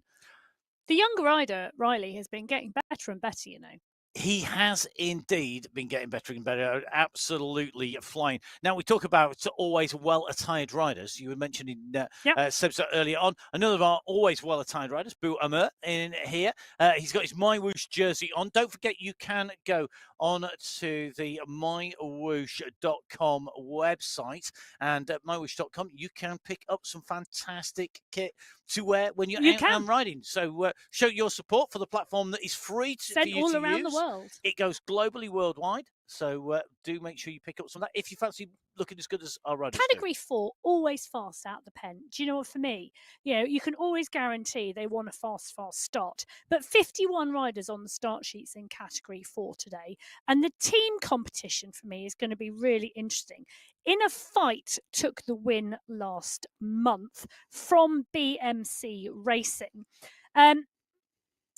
For me, however, it's got to go. I mean, if Level Racing 1 are not in the mix at the end of the day, something is wrong. Because Morgan's had 2 seconds, Haggerty's had a first, a fourth, and a fifth. Allport finished 3rd in Belgium last week. Brayley's finished 2nd this month, and Holtz, has had a 3rd. Every single one of their 5 riders has had a top 5 position or more this month. Those are the riders in the red jerseys of Category 4. In Category 6, the first riders away from our race pens, 5 minutes ahead of Category 5 minutes then further clear of Category 4, and then a 5-minute gap from 4 to 3. The riders in Category 6, the first riders on the road, Dylan Kennett at the moment in this leading group with Cameron Dadson, along with Roshan Raj, Teron, along with Amiedo as well. It looks like Abbott, Llewellyn, and Jokabonis only just about a second behind, but it is splitting quite a lot on here. You can see on the bottom left-hand side of your screen, each of our riders represented by a purple disc, the disc colour representative of the rider's team, their category. So the colour of the rider's disc representing purple for Category 6. Each rider's a disc, where they're blobbed together, you'll see multiple riders. The moment Category 6 on the descent, the first of the climbs is not categorized today. It comes just before the Tokyo Sprint number 2. And you can just see going into that descent, Category 6 on the right-hand side, going up the climb, the Category 5 riders on the left-hand side of your screen, Xavier Maillard and Adriano Zanaska, with a 6-second lead at the moment. 2 very strong and regular races. Xavier Maillard really coming to the fore, along with Adriano Zanaska in the MyWhoosh Championship, the $1 Million Championship back in 2023. Well, they're both part and parcel of the upcycled team. Giraldo is in there, Zanaska, Dromard, Mokhtari, and Maillard. Maillard has taken one of the climbing competitions this month. Giraldo's taken another. Giraldo's also had a 5th place. They were 2nd in the team competition last month in Category 5. And this could well be a team tactic here. Well, they're working well together. Certainly good to see them in action. Meanwhile, we're just going to jump in with David Young, another of the regular riders on MyWhoosh, currently riding in the dirt jersey. So dirt actually stands for dads. Is it not dads who ride indoors or something similar to that, if I remember? The Dads Who Ride Indoors team, one of the fantastic teams that support charities out there who are out and racing. And fantastic to see David Young wearing that jersey here today. And they're doing a fantastic job of being up and out and racing. The regular riders on eSports. And David Young here, nicely positioned in this pack, Emma. What do you think his chances are today? He's always a strong rider for us, Young. He is, David Young. It's a good team. You've got David Thompson, David Young, and Joseph Miller. Miller's had a 4th place this month. I've got them down as one of the teams to watch, actually, in this category, alongside BMC Racing, Inner Fight, and Level Racing 1. So they are part and parcel of my 4 teams who I think are going to be in the mix.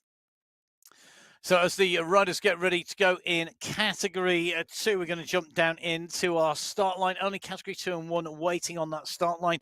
A lot of teams in category 2 as well. Let's run you through them. The Abu Dhabi team with Howala, Nuki, Bjorklund, Buster and Alan Young. The A-Bus Esports team, Carvajal, Trojanowski, along with Van Heet and Simeons. We've got the Fast Guys squad. The Fast Guys squad is going to be Godzari, Gombe, Gednis, Hansen, and Havo. The Goat squad is Kane, Bjarhead, Kane, so Burke and Kane, both on that Goat squad, along with Mendakowicz and Milostic. The Smarty squad is Bangston Theme, Betty, Ritter, and Walter. The Team Ice Cream, the best team name ever.com. Team According Ice to Cream. Matthew Payne. According to me, because I have a slight ice cream addiction, it has to be said, particularly at the end of a show. Remember, other flavours other than vanilla are available. The Team Ice Cream are anything but vanilla. We've got Quintero, Bendetti, Don, and Morel. We've got the Hitmen squad, Krasnich, Graves, and Koistonen. And don't forget, of course, UAE clan team, Mr. X100, Pablo Popovic, and SS. Incredibly strong group of riders. The penultimate race category to set off in February in our finals. The second to last race start is away for February in the finals of the MyWhoosh Sunday Race Club. We're in with Mohammed El Alami at the moment. Now, as we set off on to our race route, Mohammed El Alami, one of a number of riders who may not be competing as part of the team, but are then able to ride as individual El Alami. So Carradine, Andrew Downey, Zaid Hampton, Daniel Pinto, not part of a qualifying team, and more. There's more than just that, but those are the names just off the top of my head who could ride an individual race. Whereas riders like Colin Kane on our screen, he's got to be riding for that Goat squad, and they're going to work together if they're on a team. Well, they are, and for me, Colin Kane, particularly in that Goat squad, you know, the winner of the team competition in category 2 last month in January, all top 3 riders, the 3 riders who counted in that team, have progressed to category 1. So all 3 of those. For me, this is absolutely wide open. A-Bus Esports, Carcahal, Trojanowski, Van Heet and Simmons. Simmons has taken 3 sprints. Can I just caveat that? So Olivier Simmons has taken all 3 sprints this month in February. He is only one of 3 riders to do that out of all 12 race fields that we have across the men's and the women's. In the men's race, only Jasper Paradians has done the same thing in category 1, and the only woman to do it is Filensky. So phenomenal performances in those sprints, isn't it? And we can see another sprint unfolding right hand side of your screen here.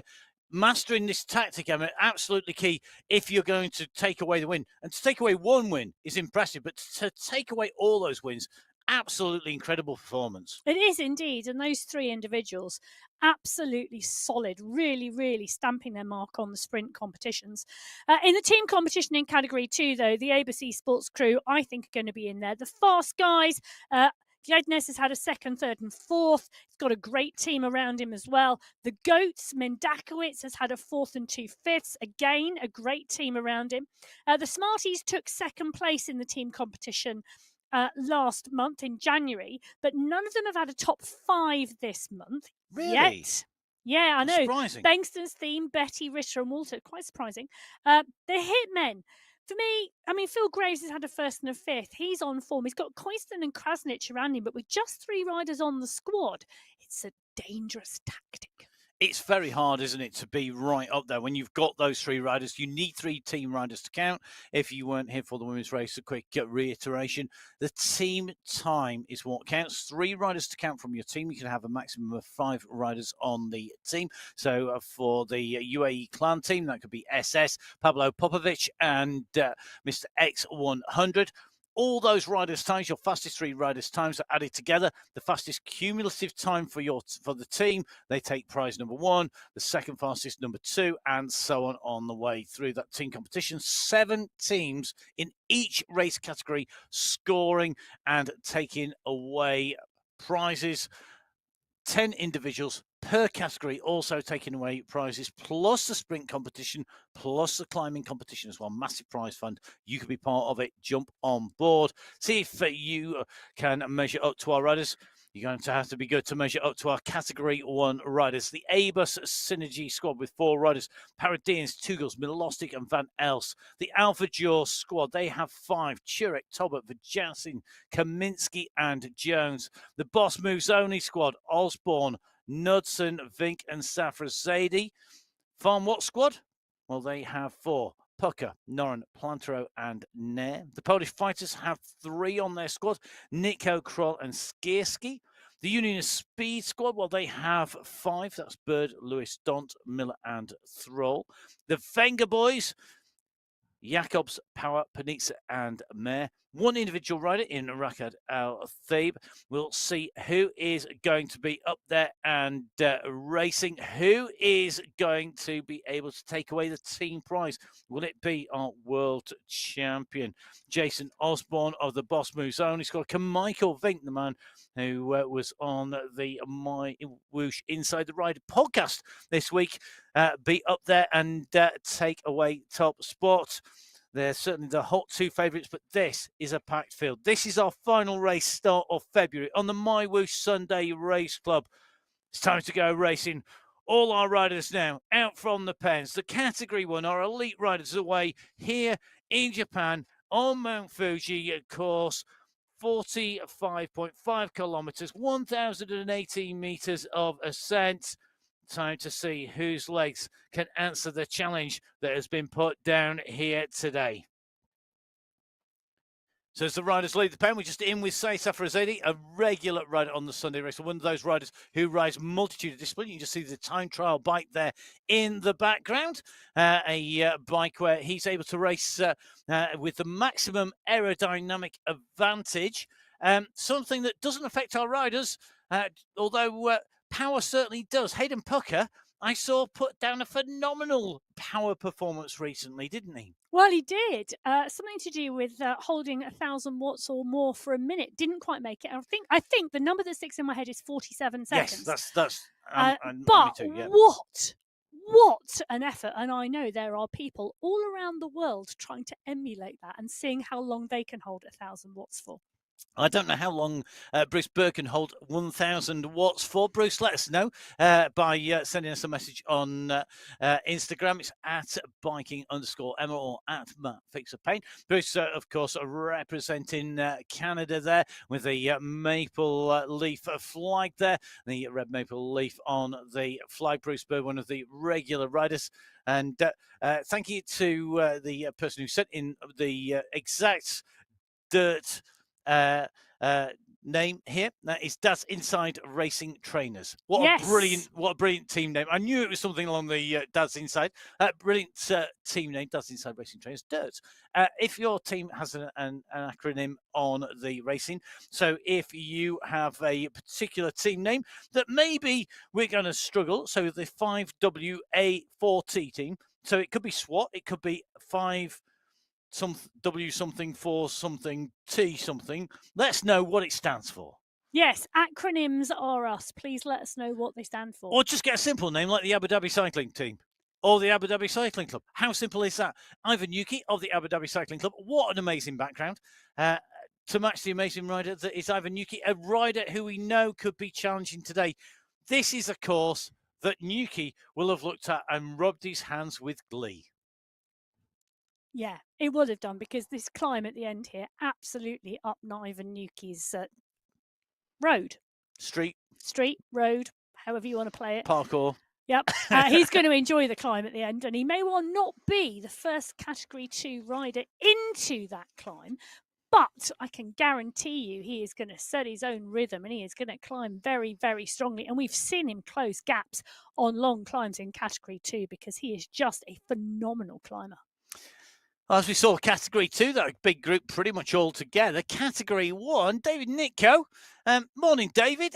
I think where you are in the world, it's still morning. I've got to say, he's clearly had his Weetabix for breakfast, which is probably a UK only joke. But it has to be said, whatever he's had for breakfast, it's clearly working. He's got a gap of a couple of seconds here. Nico, part of the Polish fighter squad, Nico, Kroll, and Skierski. No prizes for guessing where they all come from. Well, I'll tell you something. It's an aggressive squad, and I think Nitko is absolutely proving that. Yeah. Nitko and Skierski have come up from Category 2 this month, and they're up to make a mark. They battled Royale at the front of Category 2, and if you'd ever watched going into those pain caves when you were coming to those final sprints in Category 2, because let's be realistic, the Category 2 men's squad regularly finished in a sprint, even at the top of a climb. The grit, the determination, the absolute taking the race by the scruff of the neck from those riders. And Nitko and Skierski, I so hope, are going to keep that when they go into and race regularly in Category 1. So talking of Category 2 sprints, we're in with Sebastian Havo at the moment, a man who rides for multiple teams, because he's here today for the Fast Guys squad here from France. But I'm pretty sure he's also part of the Hexagon squad, and you were raving about their socks the other day, if I remember rightly. No, I was talking about no, because we're going to get into sock brands now. Okay. Not Hexagon socks I was raving about. I was raving about Hexi socks. Hexi socks. Socks. You can't even say it. No, I can't. There's far too many sock brands. There are lots of brands available. There Other are socks indeed. are available. Yes. Just because I like some with dinosaurs on them. Oh, okay. You got some with dinosaurs on. I do. I really like them. They're very good. Okay, let's move away from extinct creatures and go to the living and breathing Arnie Jacobs in person on the left-hand side of your screen. Tapping out a pretty smart rhythm here. He's with Mikel Plantero. Plantero looking to maybe make a move across here to the front here. Nico opening up the gap. Plantero responding. So is Jacobs. They're at 4.1k. They're not even at the first sprint, which comes at 5 kilometers. And I have to say, if I was looking to take away a win here today, I would want my teammates, or to get a good result, I'd be wanting my teammates to make two particular riders work hard. Vink and Osborne. Yeah, and make them chase everything. But they're going to be the most protected riders out there.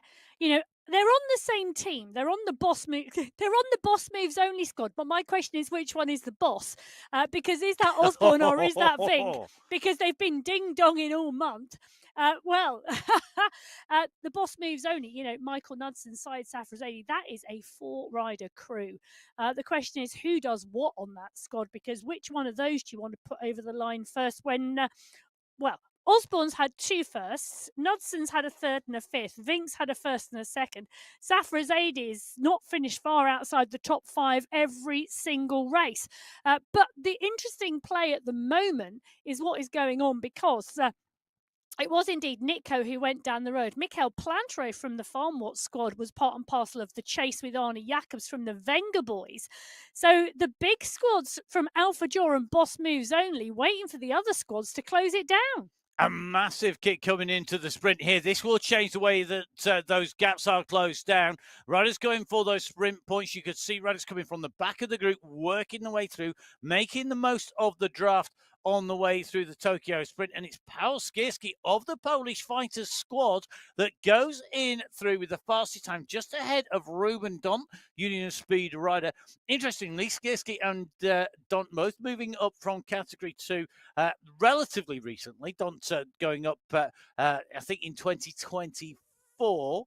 And I think it's 2025 for Skierski. But those 2 riders going through with the fastest times in Category 1. You can see each of our category riders' times through for each of the winners in each category. Category 1, 2, 3, 4, 5, and 6 on your screens there, top to bottom. And interesting, some seriously big numbers coming out there in terms of watts. And the big groups going through aid that fast time, don't they? I mean, we saw a big group there in Category 1 go through. We did, and they do, because if you get your tactics right and you go from the back of the group to the front of the group during the sprint, the draft and the size of the group enables the amount of draft you can get or how long that draft is. So utilising that absolutely key. But take a look at this. This is one long line of Category 1 riders at the moment because the sprint has lit the touch paper, and away go Category 1. They're at 6.2 kilometres into the 45.5 kilometre race, and the pace is on at the front. Jason Osborne wearing those rainbow stripes in the mix. He's not at the front of the pack. In fact, he's towards the back of the pack. He's expecting others to do the work here and to pull this back together again. But at the moment, well, it is feisty at the front.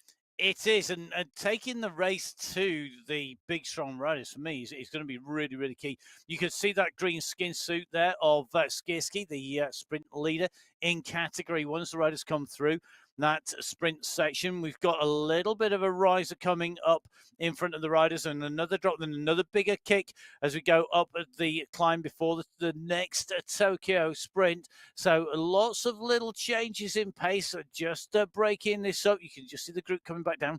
Stefan van Elst here, part of the Category 1 race field, nickname of the Iceman, a very, very quick rider, super cool character, and a rider who, was it was this month that we saw him take that fantastic, putting that race ride and taking, I'm sure it was a win.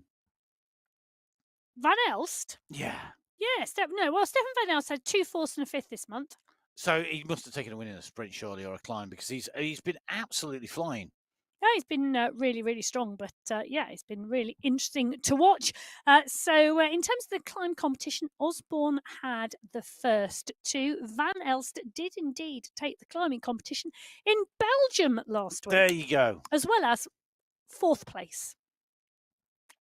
And you won something. Yeah, he did indeed. Speaking of winners. Ollie Simmons. Yeah. Absolute sprint legend in Category 2.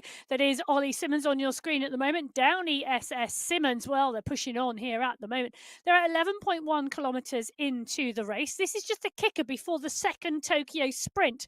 And they are indeed coming to the fore. Bjarhead is one of the riders they are closing down and catching. And this group, well, they're really making a stretch on this section of course in this Category 2 pack. So Downey on the front. Simmons now picks up the mantle at the front of the Category 2 race. Downey, SS, Bjarhead are the riders behind the Category 2 pack. Well, 1 or 2 riders dropped off the back on this short section. Now, one of the things to note, Matt, on this course is all of these short climbs are steep. Yep, lots of super 7, sharp 8, gradients. 9%. Yep. Really short, sharp, steep gradients today. It is very Belgium-esque. Yes. Very Belgium-esque. Or the other alternative world that comes to mind is Tel Marib as well. Yes. Because the Tel Marib, lots of sharp gradients, lots of tough gradients. At the moment, on one of the bigger climbs, you can see at the moment at 25.2k. This is the rider. He's gone past, in fact, the first of our categorized climbs, the Dragon Nest climb. And after that was a descent down to the lagoon. And you can see that water just on the bottom left-hand side of your screen, just represented on that radar view. Climbing his way up is our race leader at the moment. He's Rizari, who has got that race lead by 7 seconds. He was the fastest up the Dragon's Nest climb. He dropped down. Milostic and co, the big chasing group, are behind at the moment. But Rizari, the rider who was leading the way up the climb at the Dragon's Nest climb, he took the Category 6 prize for that. Good ride by him. Yeah, he's had a good ride this month. You know, Amadeo Rizari from BMC Startup took a 4th place this month. The fastest time in Category 5 of the Dragon's Nest climb, Artus Sikora of the Rule 5 squad in Category 5. So he's got that polka dot jersey in Category 5.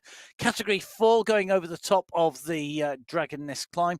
The prize for the fastest time through that segment, Daniel Cadiz, the BMC Racing. Yeah, well, interestingly, whilst you're talking, Matt, Roshan Raj Teron is closing the gap down on Rizari. So the gap coming down from around 8 or 9 seconds, now down to 5. So Teron doing a great job of closing it down. He's had a great month as well so far. A 2nd and a 3rd for Teron from level beginning 1. Yeah, interesting. Rudder, he was fourth place on the climb time, going over the Dragon's Nest climb. So clearly in contention. So as you can see, multiple screens at the moment showing our different riders out on the race route. Currently got categories 3, 4, 5, and 6 on your screen. Each category represented by that different coloured jersey, where a rider has taken a lead in a competition. They have that relative skin suit. So that's polka dot skin suit for the climb competition and the green skin suit for the sprints competition. You can see our furthest riders down the road at the moment, a category 6 on the right-hand side of your screen, as the catch is going to be made. Here's Rosari's Court.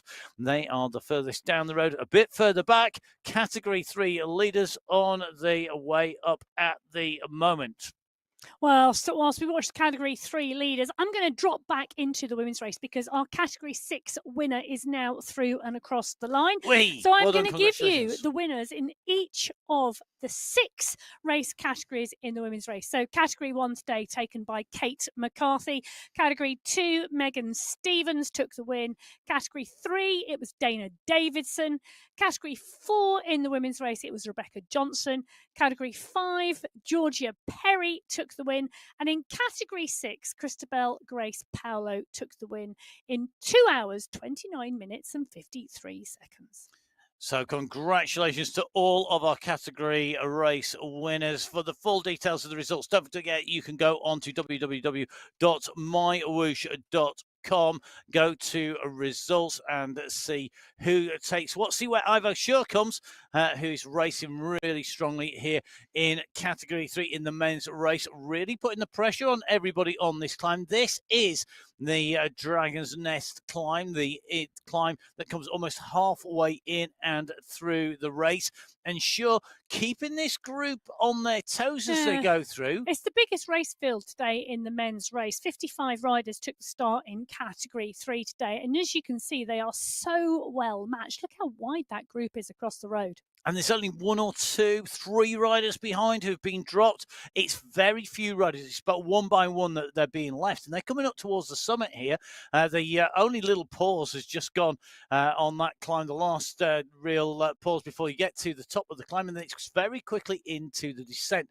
And that's on the left-hand side of your screen. Right-hand side of your screen, we're just in with Phil Gross at the moment, who is our Category 2 rider we're following as they go through town. Again, 1 or 2 riders dropped off the back. Category 2 has been very interesting. Oh, it's really steady state at the moment. Take a look at Phil Graves' heart rate. It is, but it's not being like that. I was keeping an eye on as we were flicking through. And the descent down, there's been attacks and moves going, particularly by the UAE clan team. We saw SS doing his characteristic, attacking when people don't expect it, really just shaking things up. So whilst we'd always expect the climbs to be decisive, you can make gaps elsewhere. Well, so really interesting to see how that plays out. Well, playing out in category 3 at the moment is the run for the polka dot skin suit, because whilst the group have been wide across the road on the climb, now they're coming to the top. The push is on for the riders who want an opportunity to take that fastest time. Well, the first of the riders in category 3 goes under the line, but remember, this is about the fastest time through the segment. If you started at the back of the group and rocketed your way up, you could be up there. At the moment, it's looking like Bernard Wojnas is the rider who's going to take away maximum points from climb number 1. It was Wojnas from Brun, then Kalman, Santo, and Ridley. They're your top 5 riders in that order. So Bernard Wojnas scores 5 points, John Brun scores 4, Matthias Kalman scores 3, Mark Santo scores 2, and Lewis Ridley scores 1 point. Can I tell you? In that competition so far. But remember, this is live. 41 riders in that leading group at the top of the Dragon's Nest climb at that 21-kilometre mark. And that's a huge number of Category 3 riders all together at that stage. So let's give a quick recap. We have a Category 6, 5, 4, and now 3 over the climb that comes halfway into this race route. That is the Dragon's Nest climb. The leaders in each of those categories having gone over the top. Behind, we have got categories 2 and 1 being our elite riders, including Lionel Vijassin, who's on your screens at the moment. Lionel Vijassin's group of leaders in Category 1 are the riders with the least distance underneath their wheels, starting last out of the start line. They've currently covered 12.5 kilometres. They have indeed, and Vuyasin there in the Alpha Jaw kit on our screens, part and parcel of the pack. Nair, Power, Nitko, Jakobs, Panitza and Pucker, all part and parcel of the group. Now, Hayden Pucker, I know, is wearing in real life today on his bike in his pain cave the USA National Championships kit that he won this year. So a lot of the national championships taking place on MyWhoosh. Congratulations to each and every one of our national champions who've been racing on MyWhoosh. I know the Miramar National Championship test event is actually on today. Yeah, today's utterly random fact. Now, in with Riccardo Panizza. Panizza from Italy, nicely tucked into this group. I wonder what he thinks of today's race route. It's certainly an interesting one to ride and to race on. Panizza's been having a pretty good month one way or another here on MyWhoosh, and I think he could be one to watch. I mean, so far he's had what, a 7th place in Belgium. He had a 9th place on a Lula, but 13th on that long climb in the Atadagila. And that was a 5K finishing climb, wasn't it? But he's part of the Wenger boys. That just means they get to party all the way. They do. They like all to party. The they can party all the time, but will he be partying at the top of this climb? 5K climb at the end of this. In some ways, it is very similar, isn't it? It is indeed, but I'm just wondering whether he's got a little bit of cramp there. Just shaking his legs, reaching for the water bottle. You've got to keep hydrated. You've got to keep the salt levels good, because indoor training, indoor racing, it's hot work, and it really does take its toll on the body. It does indeed. Now, just taking a look to the bottom right-hand side of your screen here, because Kennett is still down the road in Category 6, but it's not by much. It's only 3 seconds from Teron past and 3 seconds from Rosari. Rosari is the rider who we are seeing on our screens, bottom right-hand side. He's the polka dot skin suit wearer in Category 6, taking that climb. And the Dragon's Nest climb on the bottom right. Bottom left-hand side, you can see that we've got Category 5, and that is the group that are chasing the leaders in Category 6. Meanwhile, top of your screens, you've got Category 2, which is the riders in green. A big budge, which is continually being shaken up by moves on the front. You can see 4 riders just trying to break clear in Category 2. And in Category 1, looks like Arnie Jacobs has got itchy feet again and has gone off the front of the Category 1 bunch, a tactic that Arnie Jacobs regularly employs. Well, you know, the Wenger boys have got, obviously, a plan. And the plan is you send Jacobs down the road.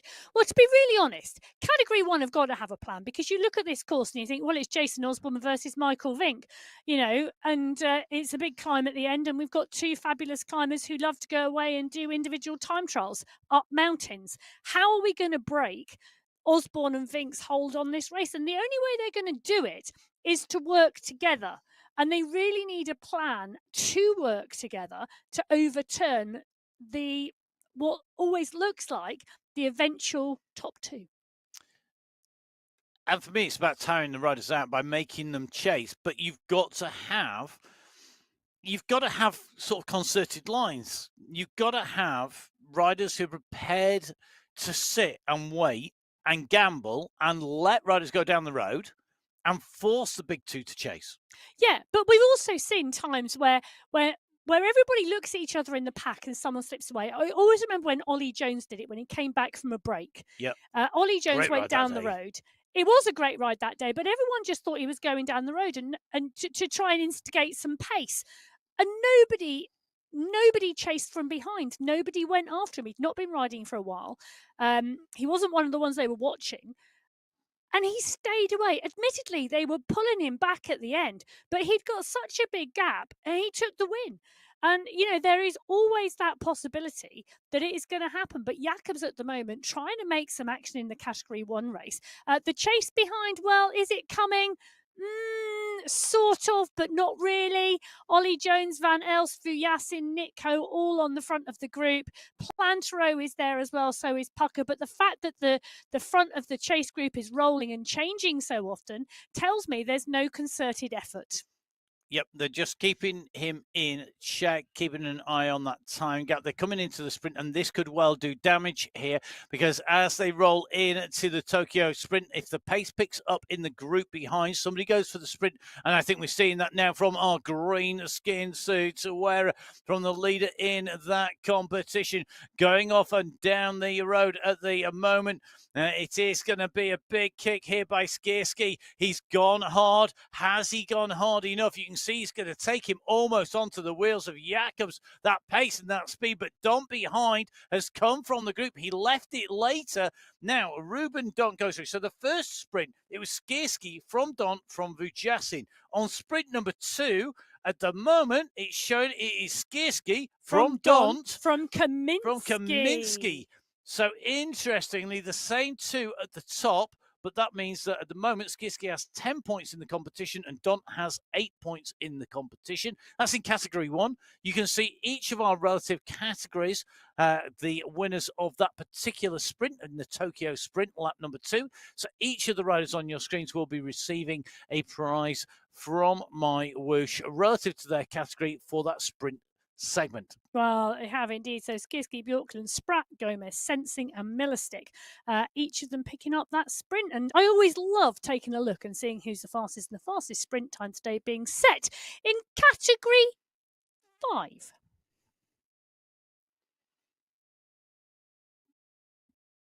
Really? You sure about that? We'll see.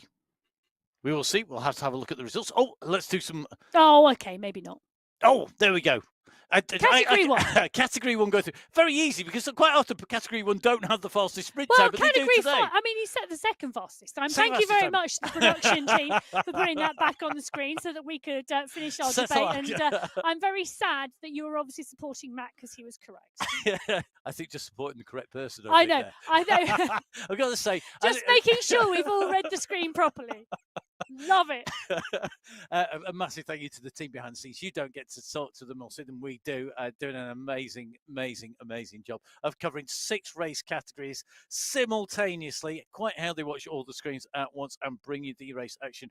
Well, I do know because I've been there and seen them do it, but it is definitely a difficult job. So well done to them. Now, as you can see, just coming to the climb summit in category 2, the first of our climbs, the Dragon's Nest climb. We did say that we got most of our riders through. We've seen category 3 leaders go through with Bernard Wojnas taking that.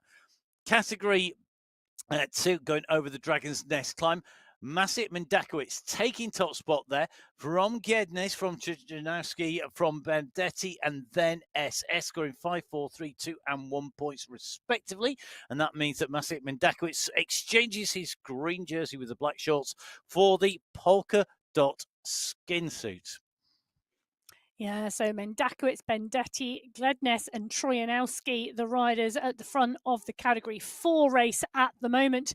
On the left-hand side of your screen, the Category 1 race is still stretched right the way back down the road. Arnie Jacobs have gone off the front, and now the riders closing down the gap as they're coming in towards the first categorised climb of the day, the Dragon's Nest climb. Well, Hayden Pucker and Mikhail Kaminsky and Ollie Jones have done the closing down, and they are on the front of the race. And you saw it stretch, and you saw Pucker go down there. He's no stranger to going off the front of a race. We saw him do that in the Echelon Racing League races, putting out that big power, going down the front. And we are seeing some incredible performances from our esports athletes. If you're looking at the numbers and going, oh my goodness, that is absolutely phenomenal, I've got a recommendation for you. Here you go, today's recommendation of Read of the Day. Oh, go on then. We might start Read of the Day on the Sunday Race Club. A recommended Is reading it a Sunday? It is a Sunday, and it is a Sunday Race Club relative read of the day, because I would suggest you head to the Communique, because there's an amazing article by Kate Tridden. There is actually, you're quite right. Power relative to other disciplines and the power numbers that people like Michael Vink on the front of the race Hayden are putting down. Pucker, Hayden Pucker, Gabby Guerra, Kate McCarthy, et al. The why you see discipline specialists being the best in their discipline, which I know sounds really obvious that a discipline specialist would be the best at their discipline, but it's not always. But also why evident. their numbers are better than Pro Tour level riders, which people think are the best in the world. Well, they are the best in the world At as being Pro Tour road riders. riders.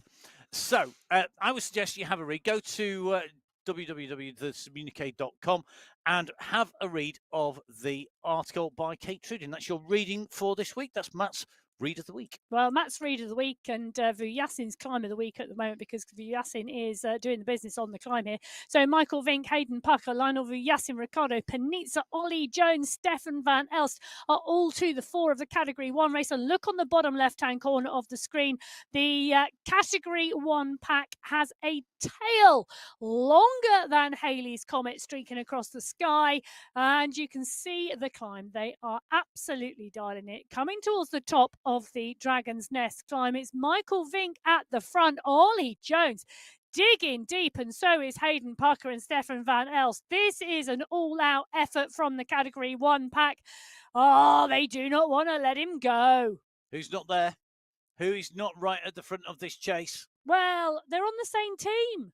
Mr. Osborne not leading the chase, doing the teammate thing, saving his energy. Vink on the front here, going to string this down and be very surprised not to see the world champion in the mix here. But Osborne has been distanced from the grip. Oh, he must here. have had a problem.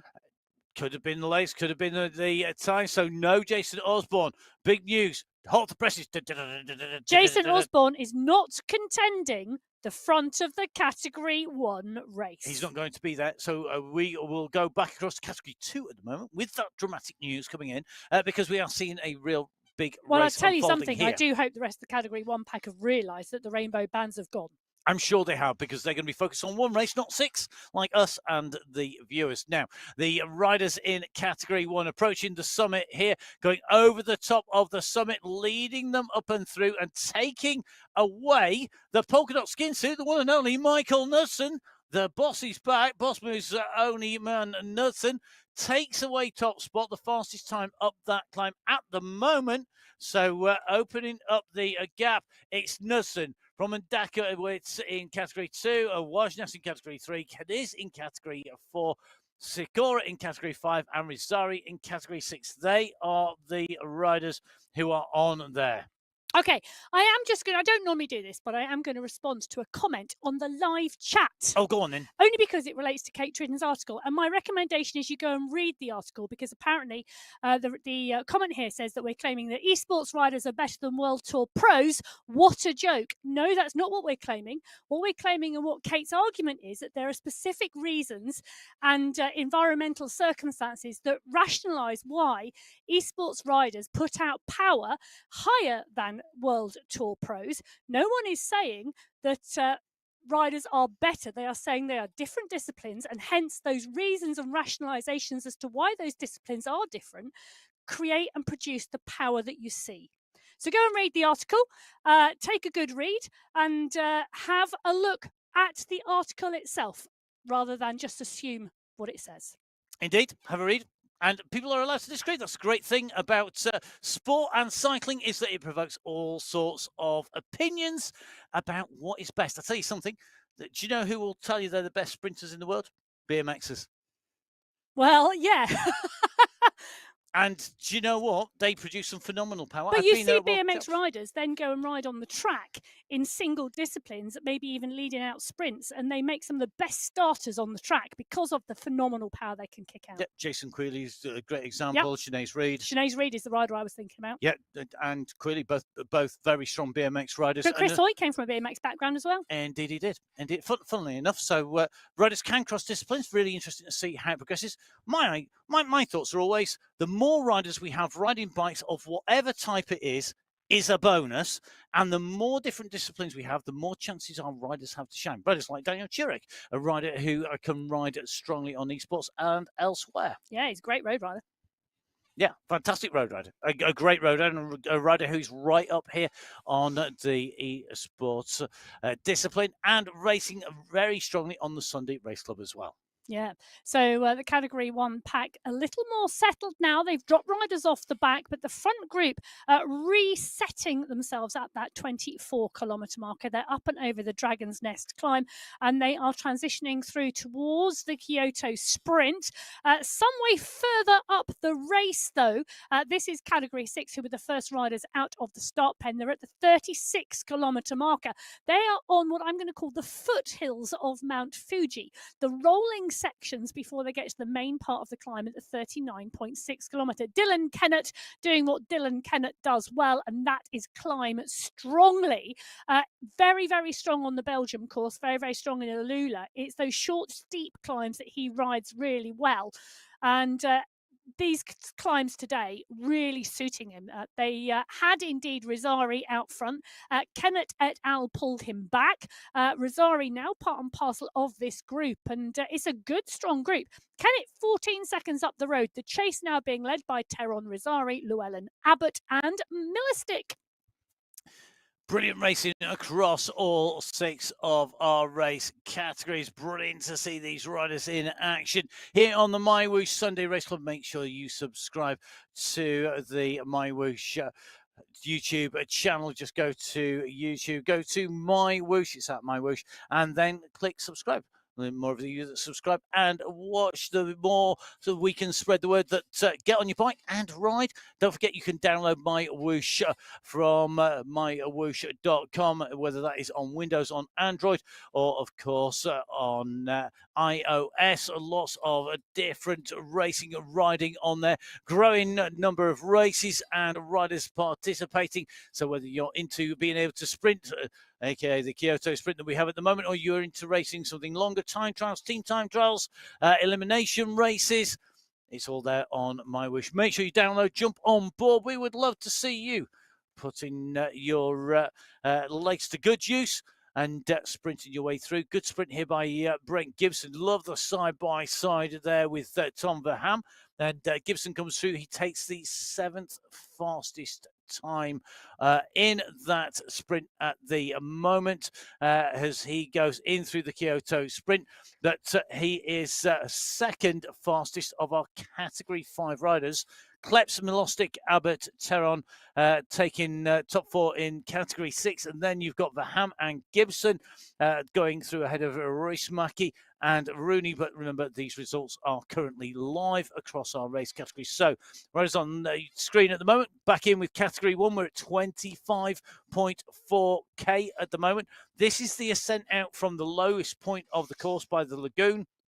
And this big climb here really shaking up the race. And you can see our leading group are clear. Big pack of riders behind, at least 4, if not 5 riders chasing. Matthias Van, he's going to see our race leaders coming up behind him and past him. Here they come. The express train is on its way through. And a bit like being stood at the edge of the platform, that drafted through our outdoors would be something that you can really feel as they come past. This is your leading group of 11.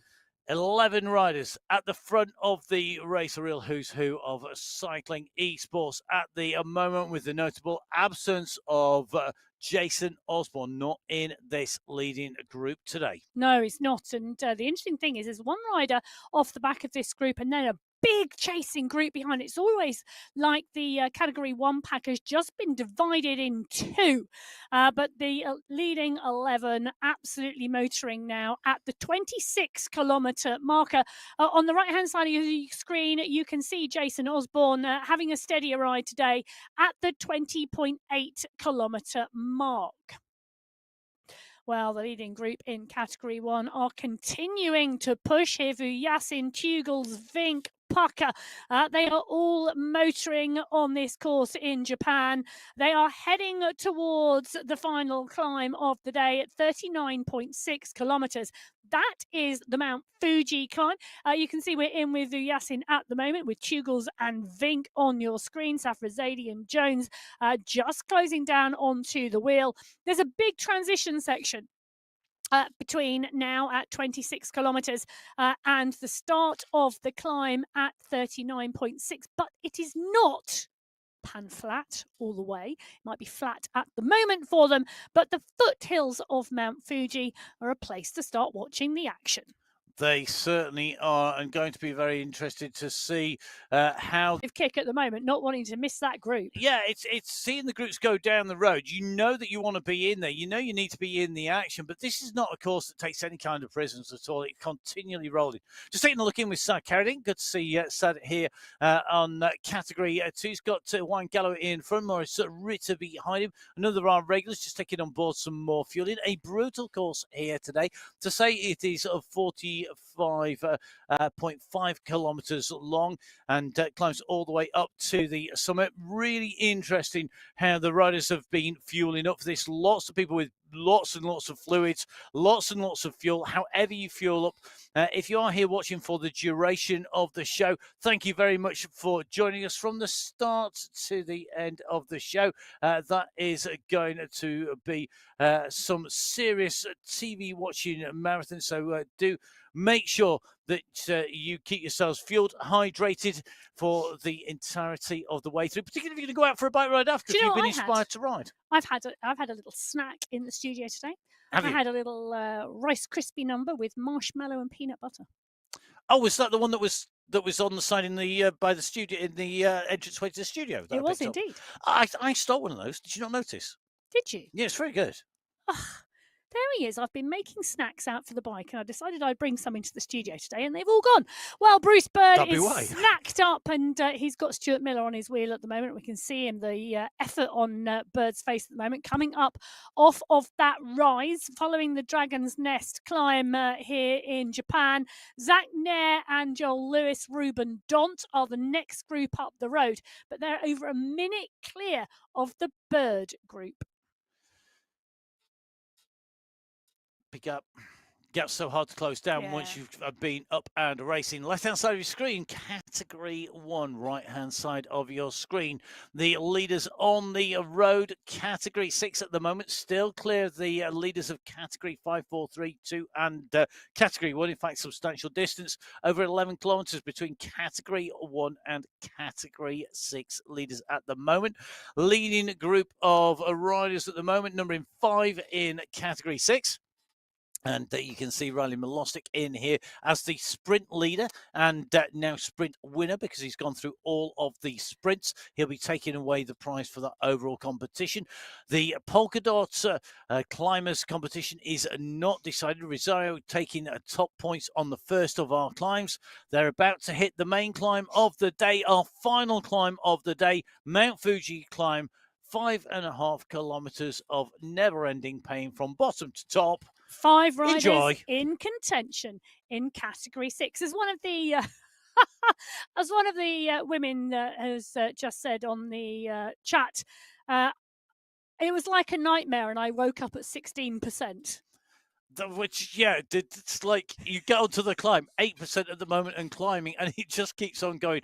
Now, this is, although the gradient changes here, the respite is still around about 6%. The steep sections go up to 18%. I was going to say, where is the steep section? Because we've just watched the women's race, and pretty much from around 41k, it was like 11% and above. Well, Jeff Rooney at the moment is doing the business, but he's not feeling very good about it, I don't think. But I tell you something, he should be. He's currently sat in second place at the moment in Category 5. And he's absolutely flying. I mean, doing a great ride. There's a gap back to Rasmaki, but if there's anybody who knows about climbing, it's Jeff Rooney, the first man to Everest on MyWhoosh. Knows all about going uphill. He's pacing. He's going to go into this left-hand turn. He's going to hit the climb start, and then he's going to be ascending to the finish line. He's got the most kilometres of anybody in 2024 who races on the Sunday Race Club. What a phenomenal rider, full stop. Jeff Rooney could stop now and he'd still be a legend. And then he's not going. He's just going to keep on going. Well, he is indeed a legend, and a legend who is riding strongly at the moment underneath the polka dot banner, signifying the start of the Mount Fuji climb. And I can bet if anybody has recce'd Mount Fuji, Jeff Rooney is the man. Indeed. He's definitely going to be one of our key riders, certainly in the Category 5 competition today. He's on to the climb. He's got one rider in front. He's got a group of riders chasing behind. The early parts of this course have smashed that Category 5 race to smithereens. They are chasing down the Category 6 riders who are leading. That is Rosario and Co. The Category 6 riders. The last group of race leaders on the road. The final group to lead the start pens are Category 1, the top left-hand side of your screen. They're currently at 30.6 kilometres. The furthest riders down the road at 40.2. So still separated by just shy of 10 kilometres in total. Now, on a lighter note from the chat, on the live chat on YouTube, what's this bright light bike I can't see in my garage? Well, there are indeed bikes that you don't get as standard, but you do get by getting a season pass. And you can get a season pass sometimes by going and completing a challenge. So like in the last season pass, you can pick it up by... If you did your 300k between Christmas and New Year, you were awarded enough gems to purchase the season's pass without giving money away. And the other way is to buy a season pass, and that is where you get yourself an early pass into the season. It also gives you the opportunity to buy points. You don't have to have it. You can always eventually ride on all the worlds, but if you want that sneaky peek at the worlds in front of anybody else, if you want the opportunity to buy all sorts of spangly goodies, including the bright light bike that is on your screens at the moment, you can do so by getting yourself a season pass, and then working through those challenges gets you extra points and extra goodies as well. So you can jump on and ride for free on MyWhoosh. You can upgrade to a season pass, which gives you the opportunity to ride some of the courses early, but a lot of the courses are also in the events. But I know you were using this world, as I think Holly Bergen is doing the same. So coaching. we do indeed, and so the live coaching can also, by joining the live coaching, you can have access to the season pass worlds, and you can indeed pick those up. But SS at the moment is the rider we are in with, and he is pushing on at the front of this Category 2 race. Bright blue wheels. You can also purchase bright blue wheels in your garage if you have enough gems or you have enough coins. It depends what the denomination is that you need to pick up the item you are looking for. I'm after the pink Carl Largo at the moment. I'm saving my coins to get one. And it's all part of that exploring that different world, that keeping everybody entertained and amused, and keeping people motivated when you're down there. You can see that pink Colnago That's the bike one I'm actually after. down there, sitting third wheel. I've just bought the moment. MV wheels. You've got the wheels, you just need the bike to go with it, Emma. Yep. Keep riding. So you can explore. You can jump on board and explore. You can see SS has clearly done the case and has done the what's required to get himself that blue bike. This is the big bike that Emma is after. I'd love it in real life, but that's never a possibility. Stop complaining. You've got yourself a white Colnago. What more do you want? I can't save up enough money to buy one of those. Trojanowski riding it splendidly here at the front of the Category 2 pack. Peter Milostic there as well as Harvard Glednes. These riders really, really strong, putting in some strong performances this month in Category 2. The spicy end of the race about to start because they're coming into the last 15 kilometres of racing. Category 2, it's been a great month watching Category 2 race. There has been such close, strong racing across the board, and really looking forward to seeing what these riders can do. They're now coming into what is the Kyoto Sprint here, the final sprint segment of this race today. But Trojanowski, Glednes, SS Graves, Mendakowicz, Milostic, they are in the leading group. It's a small leading group today for Category 2. Just the 5 riders who are going to hit that climb together. It is a short group, isn't it? Really interesting to see how they go through there. Fastest time in Category 2 through there at the moment is going to be, I think, Phil Graves, the Hitman. So congratulations, Phil, for going through the Kyoto sprint there. The fastest of anybody in Category 2. Category 3, fastest rider.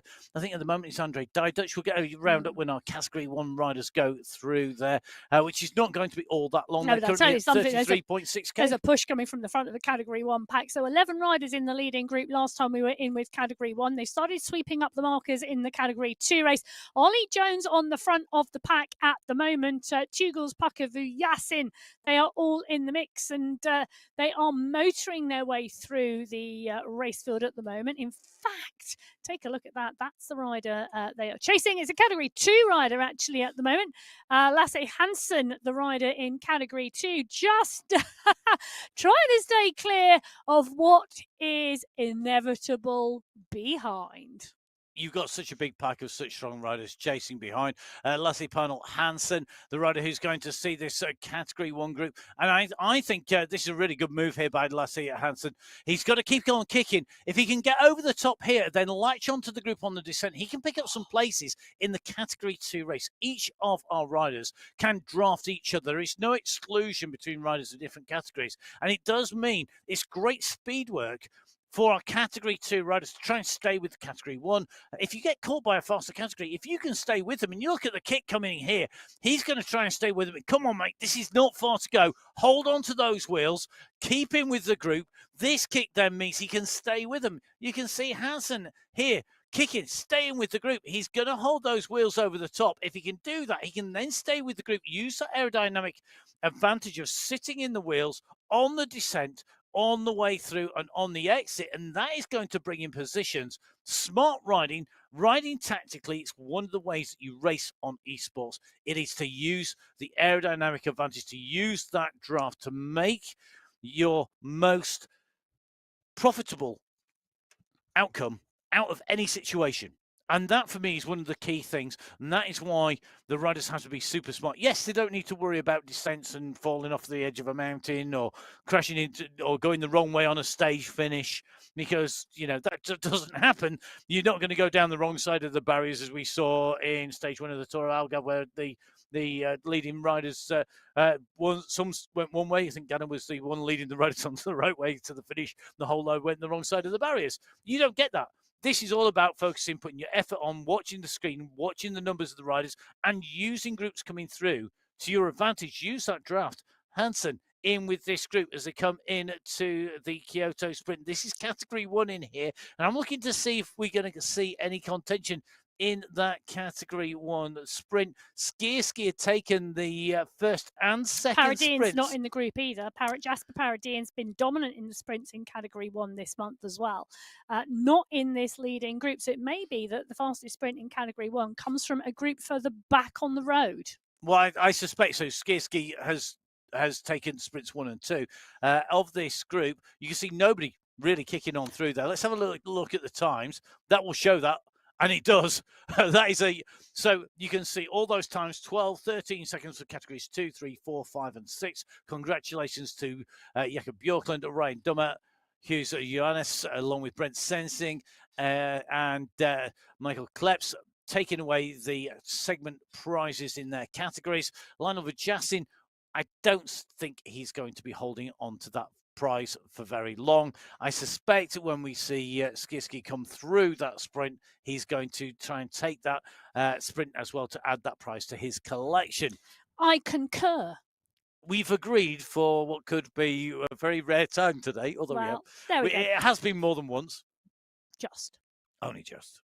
Well, only just is 36 kilometres. We're in the foothills of Mount Fuji with Category 1. The gradient is starting to kick, but it is not kicked hard yet for our Category 1 riders. The 11 riders in the leading group in Category 1. A little stretch coming on the front there, just testing the legs. Category 2 at 38.5. They really are coming towards what will be the polka dot banner very shortly. And they are really kicking on. Trajanoski, SS Gednes, really lighting up this race on the front of the Category 2 race. A little bit further up the road, we can see Jeff Rooney continuing to push here. Jeff, no stranger to the big climbs as we have said. Jeff, at the moment, behind Gibson and Sikora on the road. Gibson 13 seconds up the road. He's got Bertrand behind him, so he knows that he's got company. Whatever category you racing with, that's category 1, 2, 3, 4, or 5 or 6. There is racing for you against those riders you see week in, week out.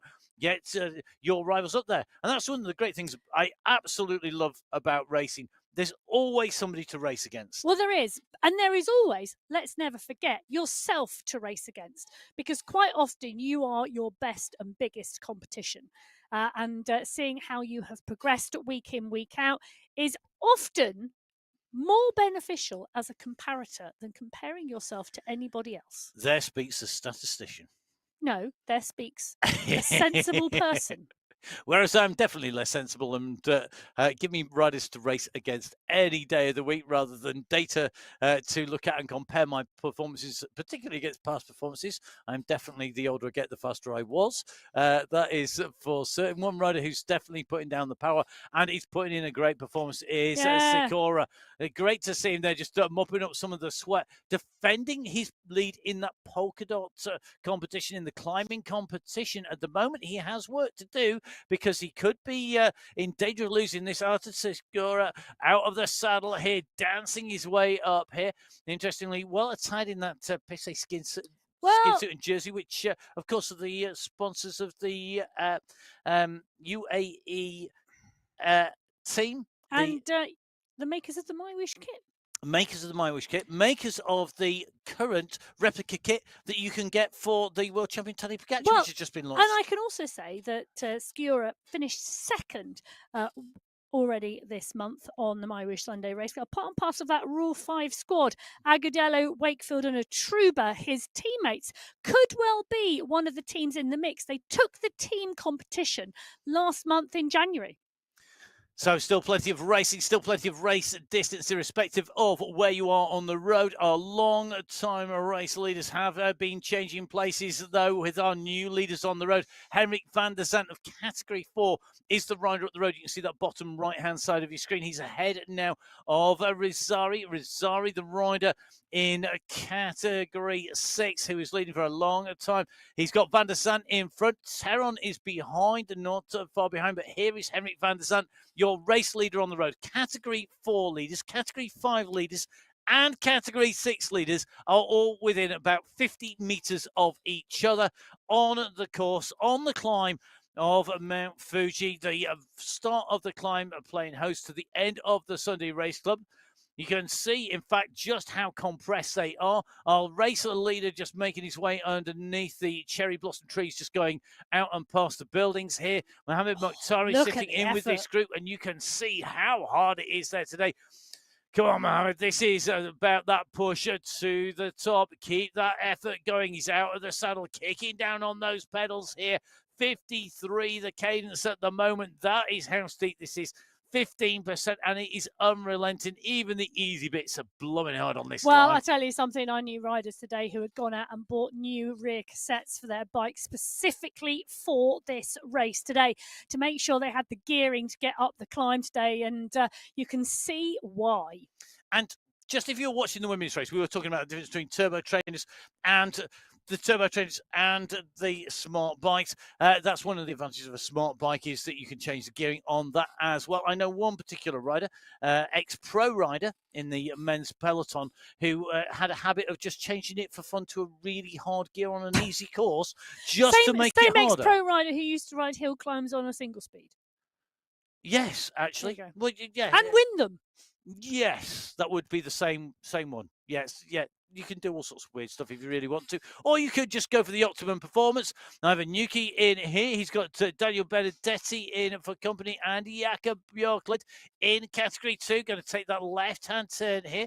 Ivan keeping the revs at a steady state here at 76 revs per minute. Interestingly, we've got a collection of green sprint jerseys all the way around him there, going in and through as well. So on to the climb. We've got Nuki, Benedetti and Björklund. This triumvirate of talent.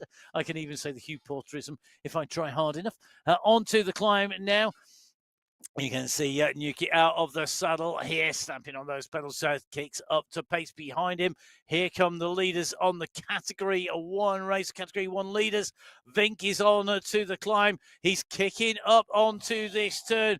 All our leading riders in each of our race category on the climb, and Vink has accelerated at the front of the bunch. You can see him just heading off the top of your screen at the moment. This fantastic camera shot showing the chase that is on behind, but what was a big pack of riders is now fracturing in Category 1. Ivan Nuki's got a grandstand view of that as Vink rockets past. He's got 2 seconds at the moment on Van Elst and on Safrazetti. They are leading the charge behind.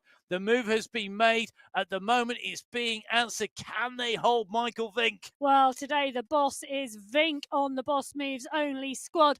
Knudsen, though, his teammate right behind in that group. You can see Stefan Van Elst, Lionel Vujasin, Said Safrazadi, Leonard Chugels, all trying to pull back Michael Vink. But the Vinkinator has unleashed the power on Mount Fuji today. So big power coming from Michael Vink. He's gone clear. He's got 5 seconds now in Category 1. Category 2, front of that race, we saw Trajanowski in the mix with SS and with Gednes. Graves not all that far out of it, but now we're starting to see the move by Gednes. It's being answered by SS. Category 2, right-hand side of your screen. Category 1 leaders, left-hand side of your screen. They were the last 2 sets of riders out of the pen. On Trajanowski at the moment, out of the saddle here. You can see he's in his team jersey here as he kicks on out of the saddle. He's got to get into contention. He needs to get back with SS, with Gednes. They are in front. The first big kick out there of an attack by Gednes being brought back by SS and Janowski also doing the same. Graham, Mandekowicz, Milostic are behind. Oh, they've still got 4 kilometers to go in this Category 2 race as the 3 riders go head to head on Mount Fuji. Glednes, SS and Trojanowski all pushing strongly. Fantastic racing. Look at the effort out of the saddle, stamping through those pedals there by Trajanowski. You can see Michael Vink, left-hand side of your screens. His avatar out of the saddle, dancing on those pedals. 68 to 70 revs per minute from Vink as he moves up on the left-hand side, right-hand side, bottom corner. Well, guess what? The leaders changed again, and it keeps changing. It's Van der Zandt and Betts at the moment who have the race lead. 2 riders clear of Joshua Haggerty in Category 4. They're leading on the road. Immediately behind them, the leaders in Category 5. They're on the way up as well. You can see our leaders spread from 40k to 43.5 kilometers on the road. This is going to be a very close finish between the riders in each of our groups. Don't forget, you can catch up with all of the results. They are on mywhoosh.com. Go to results on the main menu, and then you can find the Sunday Race Club men's finals, the women's finals for February. We're going to do a quick little bit of housekeeping whilst we're on the climb with our leading groups. Don't forget, there is a time change. If you're watching live, there's a time change next week, because next week it will be into Ramadan, and that is when the times change. You will see that the times will go on the shows. And for our race starts, the women's race start is going to be at 7:30 for Category 6 and 8:30 for Category 6 in the men. That's on GST. So if you were thinking about joining the Sunday Race Club in March and you've been thinking about it, but the time doesn't really suit you, you get an opportunity during Ramadan to potentially race at a different time zone that does. Don't ignore it. Jump on board, have a go. Even if you only race for March, at least you've tried it. If you like it, you never know. You might ride and race in a unsatisfactory time zone for the rest of the year. It's a chance, it's an opportunity. It's time to carpe diem. It is. Give it a go. Seize the day. I don't know much Latin, but that is one of the few phrases I do know. Well, it looks to me like Bessie's trying to go clear in Category 4. Meanwhile, Che Howeiler, who's working his way up here in Category 2, has just seen Michael Vink go flying past his right shoulder here. Michael Vink is on an absolute mission at the moment. 20 seconds between Vink in race leading Category 1 and the chase behind from Vujasin and Chugels. They are holding station. Now, the gaps are going up and down. That is because it is a live gap. The distance that the riders have covered is all computed together with the speed that they're traveling. That gives the time gap between the riders based on speed and distance. It is not a fixed point on what time they go past that point. Take a look at the bottom left-hand corner of your screen as we drop in with the 3 leaders in the Category 2 race. The multicoloured groups of riders on Mount Fuji, all 6 race categories in this men's race on the mountain at the moment. All 6 race fields with different start times coming together here. Michael Vink coming out of that start pen last with the Category 1 races an hour and 2 minutes ago. He's leading the charge in that Category 1 race. Last count, he had over 20 seconds on Tugels and Vuyasin, the riders who are part and parcel of the chase group behind. He's at 42.1 kilometres. At 44.1 kilometres of this 45.5 kilometre race, Simon Betts is now riding clear in Category 4 from Henrik van der Zandt. And Joshua Haggerty is not that far behind. They're your top 3. Pino is not out of this at 47 seconds. Let's jump in with Category 3. This is a race we've not had too much of a view of so far at the moment. We're in with Henry East, absolute legend Henry, all part of the MyWhoosh world. And at the moment, Henry East immersed in that, climbing really well here today. Would this be a course that you would have necessarily said suits Henry East? I don't think there's a particular course that suits him. He's strong everywhere. He is strong everywhere. And I think it's all about the form that he is on. And we do see him come out and put in some fabulous performances. I always remember the first time he took a win on the Sunday Race Club. He was just absolutely over the moon, and quite rightly so. He'd been part and parcel of the Sunday Race Club for some time. Luke Allport, well, this climb, look at this. Allport, you can see him. He's sat up, and the work and the effort. Allport, for me, is all about short, sharp climbs. He is fabulous in Belgium. He is fabulous in California. This climb, wow, Allport doing a phenomenal job. But boy, it is hard work. I tell you something, Luke Allport, absolute inspiration, and you can see continuing to ride. Did you know that we use flight cases here? Well, nobody will know this other than potentially me. We use flight cases to transport equipment around for full speed events, and you will never guess who manufactures. In fact, ready? That is one of the flight cases here in the studio, and I'll read you the label. It's produced by the Allport Packaging Limited. That made you happy, didn't it? It did. Probably nothing to do with Luke Allport, but no, I did did notice that for the first time yesterday. Well, We've there we only go. looked them about for years. Well, at the moment, Simon Betts is doing the business. He's coming up for 1 kilometre to go. The banner, well, the polka dot banner signifying the top of the climb is 500 metres away from him now.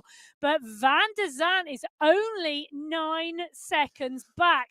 This is a locked-in battle, because I can tell you, when they get to that polka dot banner, the climbing does not stop. It is still around 13% of the climb between the polka dot banner and the finish line. And that 500 metres takes some time to complete. Plenty of places changed. Plenty of positions were reversed. Advantages negated. Deficits wiped out in the last 500 metres. That is how close it is. You can see how close these riders are on this climb. Interestingly, Jednes along with Trajanowski and SS on the right-hand side of your screen, they're locked together. And that's not going to take anything to change that. Even Michael Vink, who's got such a big race lead in Category 1, could see that lead wiped out if he gets the timing wrong, if he goes too far into the red zone too early. We're in with Category 2, right-hand side of your screen. Category 1, left-hand side of your screen. Vink working his way up this climb, currently at just under 43 kilometres. We're just keeping an eye on the leading Category 2, and just taking a look a little bit further down. Karen Kane here, still looking to be climbing at a good rhythm here. 62 revs per minute, just smoothly moving that through. He picks up the pace here as Michael Vink comes up, making the most of that draft advantage. Even though you're travelling at low speed, you will be finding that draft does have an effect. It does indeed, but Colin Cahan doing a real good climb here. Really good work. He is pushing on, but Vink has just gone past him. Michael Vink doing a phenomenal job, time trialing away from the Category 1 race field here. 11 riders went in to the base of Mount Fuji together in Category 1, and then Michael Vink launched the attack. Nobody has been able to go with him. The chase is on behind, but at the moment, Michael Vink climbing up Mount Fuji solo away on the Category 1 race. So 6 race fields all separated at the start, all coming together as they ascend the final climb of the day, Mount Fuji. This climb, which is 5.4 kilometers long, finishes 500 meters before the finish. Focusing in on our Category 1 race, our race leader is Vink. The chasing group behind are about 150 meters behind our race leader, so that is still up for grabs. They are on the lower slopes. The furthest rider up this mountain, it is the rider Simon Betts of Germany out of the saddle. His avatar going underneath the polka dot arch. It was him, the polka dot, but as the fastest times, the most points accumulated in the polka dot competition, in that climbs competition. However, Van der Zandt had a better position on the first of the climbs, and you could see as he went underneath the banner, he added the points on the climb of Mount Fuji to the points that he'd amassed earlier, and that has given him the lead. Category 4 riders leading on the road at the moment. Category 1, our last riders away from the pen, making the way up this climb. Michael Vink, your race leader, on the left-hand side of your screen. The chasers on the right. As Betts, the race leader at the moment, is at 45.1k. That gap still holding at 9 seconds back to the rider on the left-hand side of your screen. So at the moment, it is Betts leading in Category 4. Don't be fooled by that polka dot skin suit of Van der Zandt on the left-hand side. That is the polka dot skin suit, the leader in the climbs competition in Category 4. They are the 2 riders at the front of the race at the moment. Behind them, Emil Ivanov is leading in Category 5. We've got Category 3 coming up. Damsgaard leading in Category 3 as well. Multiple categories on this climb, all coming together towards the end of the climb. If you look at the bottom left-hand side of the screen, you can see the 2 red dots leading up here, Betts and Van der Zandt, and then comes a mass of riders, and it's going to be really, really packed at the finish. Those groups of riders coming all together. Well, I'll tell you something, Category 3 is going to be a eyeballs out finish yet again, because Wozniak, Damsgaard, Kalman, Velez, Ridley, Lepera and Mayer, well, alongside Kansara, Angarita is there as well as Bloom. That's 10 riders, all still in contention in Category 3 as they're coming into the final 500 metres. Betts and Van der Zandt in Category 4. It's going to be Simon Betts getting the better of Van der Zandt today on the climb. They've come close at times, but Simon Betts has ridden away from Henrik Van der Zandt today in Category 4. Betts is going to take the win. He's going to be the first rider today on the Sunday Race Club February final underneath the UCI banner. Simon Betts, your winner in Category 4. So the Sunday Race Club final for February taken by Simon Betts, first rider over the line. He takes the win in Category 4. It's going to be Henrik Van der Zandt who is going to add a second place in the race to his win in the climbs competition. Nikolai Damsgaard in Category 3 has pulled away from Kalman. Kalman isn't going to catch him, however hard he tries. Nikolai Damsgaard's going to take the win in Category 3. And the race is on behind in Category 5. Emil Ivanov coming up onto the wheel here of Wozniak, but Ivanov is going to take it in Category 5. Alexander Giraldo is at 12 seconds. So we can just see the riders coming through, and that looks to me like they're continuing to come through inside the top 5 as Category of 3, 4 and 5 winners have all come in and through the line. Damsgaard taking the win in Category 3. In Category 4, the race win going to Simon Betts. And in Category 5, Emil Ivanov taking that race win. That means that Categories 3, 4, 5 and 6 are all in and over. The sorry, 3, 4, and 5 over the line. We've still got category 6 and categories 2 and 1 to go. So 6 race categories for all of our riders. We do try and feature as many riders as we can. We're not going to be able to feature absolutely everybody. Not only would we be confused and the viewers confused, but I think the fingers would be burnt out in the production team trying to follow and check off everybody. Of course, we're going to be keeping our eye on Michael Vink, the race leader in Category 1, who's just working his way through. You saw those screens showing exactly the same thing as he came in through the Category 2 riders we were following. That was SS. Michael Vink now making his way up with the and through the leaders of Category 2. Now, this is going to be interesting.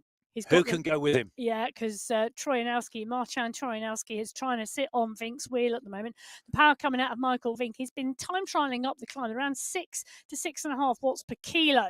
I think that's a bit much for Trojanowski. I mean, he's strong and can go at that pace, but how long they can hold it? There is 1 kilometre to go. The question is, SS, Trojanowski, and Gledness, the 3 riders have been locked together in Category 2. Well, can they go with Vink, or will it make one of them blow? That's it. How hard you go. We saw Trojanowski try and go and then go backwards. We've seen Gednes do the same. The last rider, in fact, to respond was SS. He's the last rider to be holding the wheels, and he has had to let go now. Has it been decisive? It's given SS a little bit of breathing room. He's ahead of Gednes, but it's not by much. It's only a few millimeters. It's not even a 1 bike length at the moment in Category 2. They're on the right-hand side of your screens. So Category 1 leader, left-hand side of your screen. Category 2 leaders on the right-hand side of your screen. As you see, Marcin Trojanowski coming back into shot.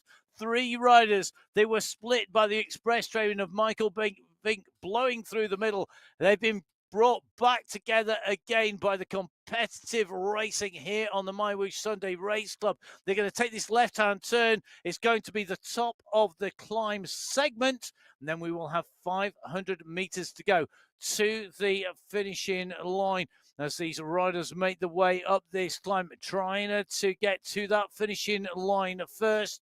Remember, 6 race categories going underneath this banner. Michael Vink goes underneath the penultimate of our race leaders to go through underneath the climb segment. He takes the polka dot skin suit at the moment because he's got the points.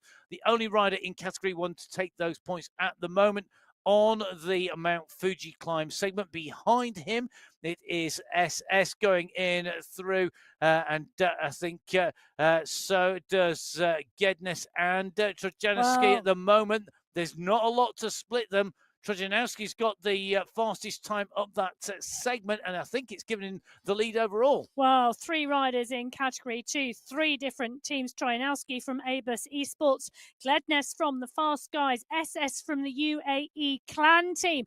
But at the moment, it is Marcin Trojanowski who is pushing on here in the polka dot skin suit in Category 2. But ahead of him with 200 meters to go is Michael Vink. He rode clear of the chasers and they came into the bottom of the climb, and he's extended the gap as he has gone up Mount Fuji. He very, very shortly is going to see the UCI banner, and that's going to be the finale of his race today. So Michael Vink works his way past the riders that set off in front of him. He's closed that deficit out. He rounds the left-hand turn, this slight right-hand turn here in Japan. In that fantastic world you can ride on MyWhoosh on the Mount Fuji course, climbing the base of the Mount Fuji climb. He sees the finale. He sees the UCI banner. It is the Sunday Race Club February final Category 1 race winner, Michael Vink, taking top spot. Well, he does indeed, and Trojanowski is going to come through for top spot, possibly in the Category 2 race, because SS is leading the charge behind. Can Marcin Trojanowski keep the win here? Can he stay in front? He's in the polka dot skin suit at the moment. He's on your screen. SS is coming. Can Trojanowski do it? He's giving it absolutely everything to stay clear at the moment. It's coming fast from behind, but Marcin Trojanowski is going to take the win in Category 2 today. He celebrates in style. What a ride.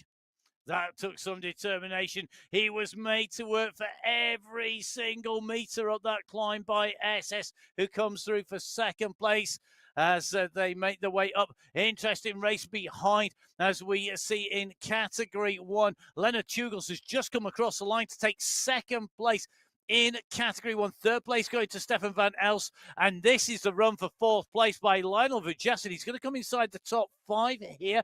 Interestingly, Boss Moves have got Vink in 1. Abus Synergy have got Tugels and Van Elst in 2 and 3. Alpha Jor have got Vujasin in 4. As he goes in over that line, you can just see him coming to a standstill here. This is going to be all about what can the rest of those team counters do. Wow. Wow. We're going to have to see. Okay, where are we with the overall standings? These standings are live at the moment. Michael Vink, Category 1, Boss Moves Only, takes the win today. 1 hour, 15 minutes, 46 seconds. 42 seconds clear of Leonard Tugels from Aber Synergy, who takes second place. Teammate of Stefan van Elst in third. Lionel Vujasin takes fourth spot with Michael Knudsen in fifth, closely followed by Panizza. Great ride from Ricardo Panizza from the Wenger boys in sixth place today in Category 1. In Category 2, Marcin Trojanowski takes the win from SS Gledness, and then Peter Millerstick coming through. Phil Graves, I think, just following them on as well, behind. Very, very close indeed. Just seen the board updating as Safas Zaidi comes through to take 7th place in Category 1. Oh, I think that's going to be Boss Moves Only taking the team win. It could well be. Have they bossed it today? They had the time advantage with the win for Michael Vink. Don't forget, 6 race categories. All of those race categories able to be sorted separately on the MyWhoosh.com results page. Go on to today's race. Don't forget that those results are provisional at the moment. They will be verified, and you'll see that blue stamp of approval with the big white tick in it saying that the racing has been verified, and all those results are final. Today is the last race. These are the last races of February, our February finals. Next month is March. It will also coincide with Ramadan, so there is that time change. Make sure that you go onto the MyWhoosh.com website and check out the live times. Make sure you subscribe to the MyWhoosh YouTube channel to be notified when we go live as well, and to catch up with all of the great insights that you will see on there. Please do give MyWhoosh a follow. It's at MyWhoosh on Facebook, on Instagram, and it's my_whoosh on X. You can keep up with Emma at biking_Emma on Instagram, and you can follow me at MattFixerPain on Instagram as well. Emma, you are going to be coaching next on Monday. Tomorrow, if you are watching live, do catch up with all of our live coaches on there, including Emma. I'm planning on getting a few bike rides in between now and the next show as well. And I've got plenty of tech checking, including sorting the studio out, a complete rebuild this week. So it's going to be a busy week for us. I hope you've got lots of bike riding planned on MyWhoosh. Do keep in touch. Let us know what you're up to. Thank you very much for watching. Thank you very much to our riders for keeping us entertained in our women's and men's races. Thank you to the production team behind the scenes, without whom this would be a very different show. They do an amazing job of covering all 6 races simultaneously. But from Emma, from myself, thank you very much for being with us. Stay safe. We'll see you again soon. Goodbye.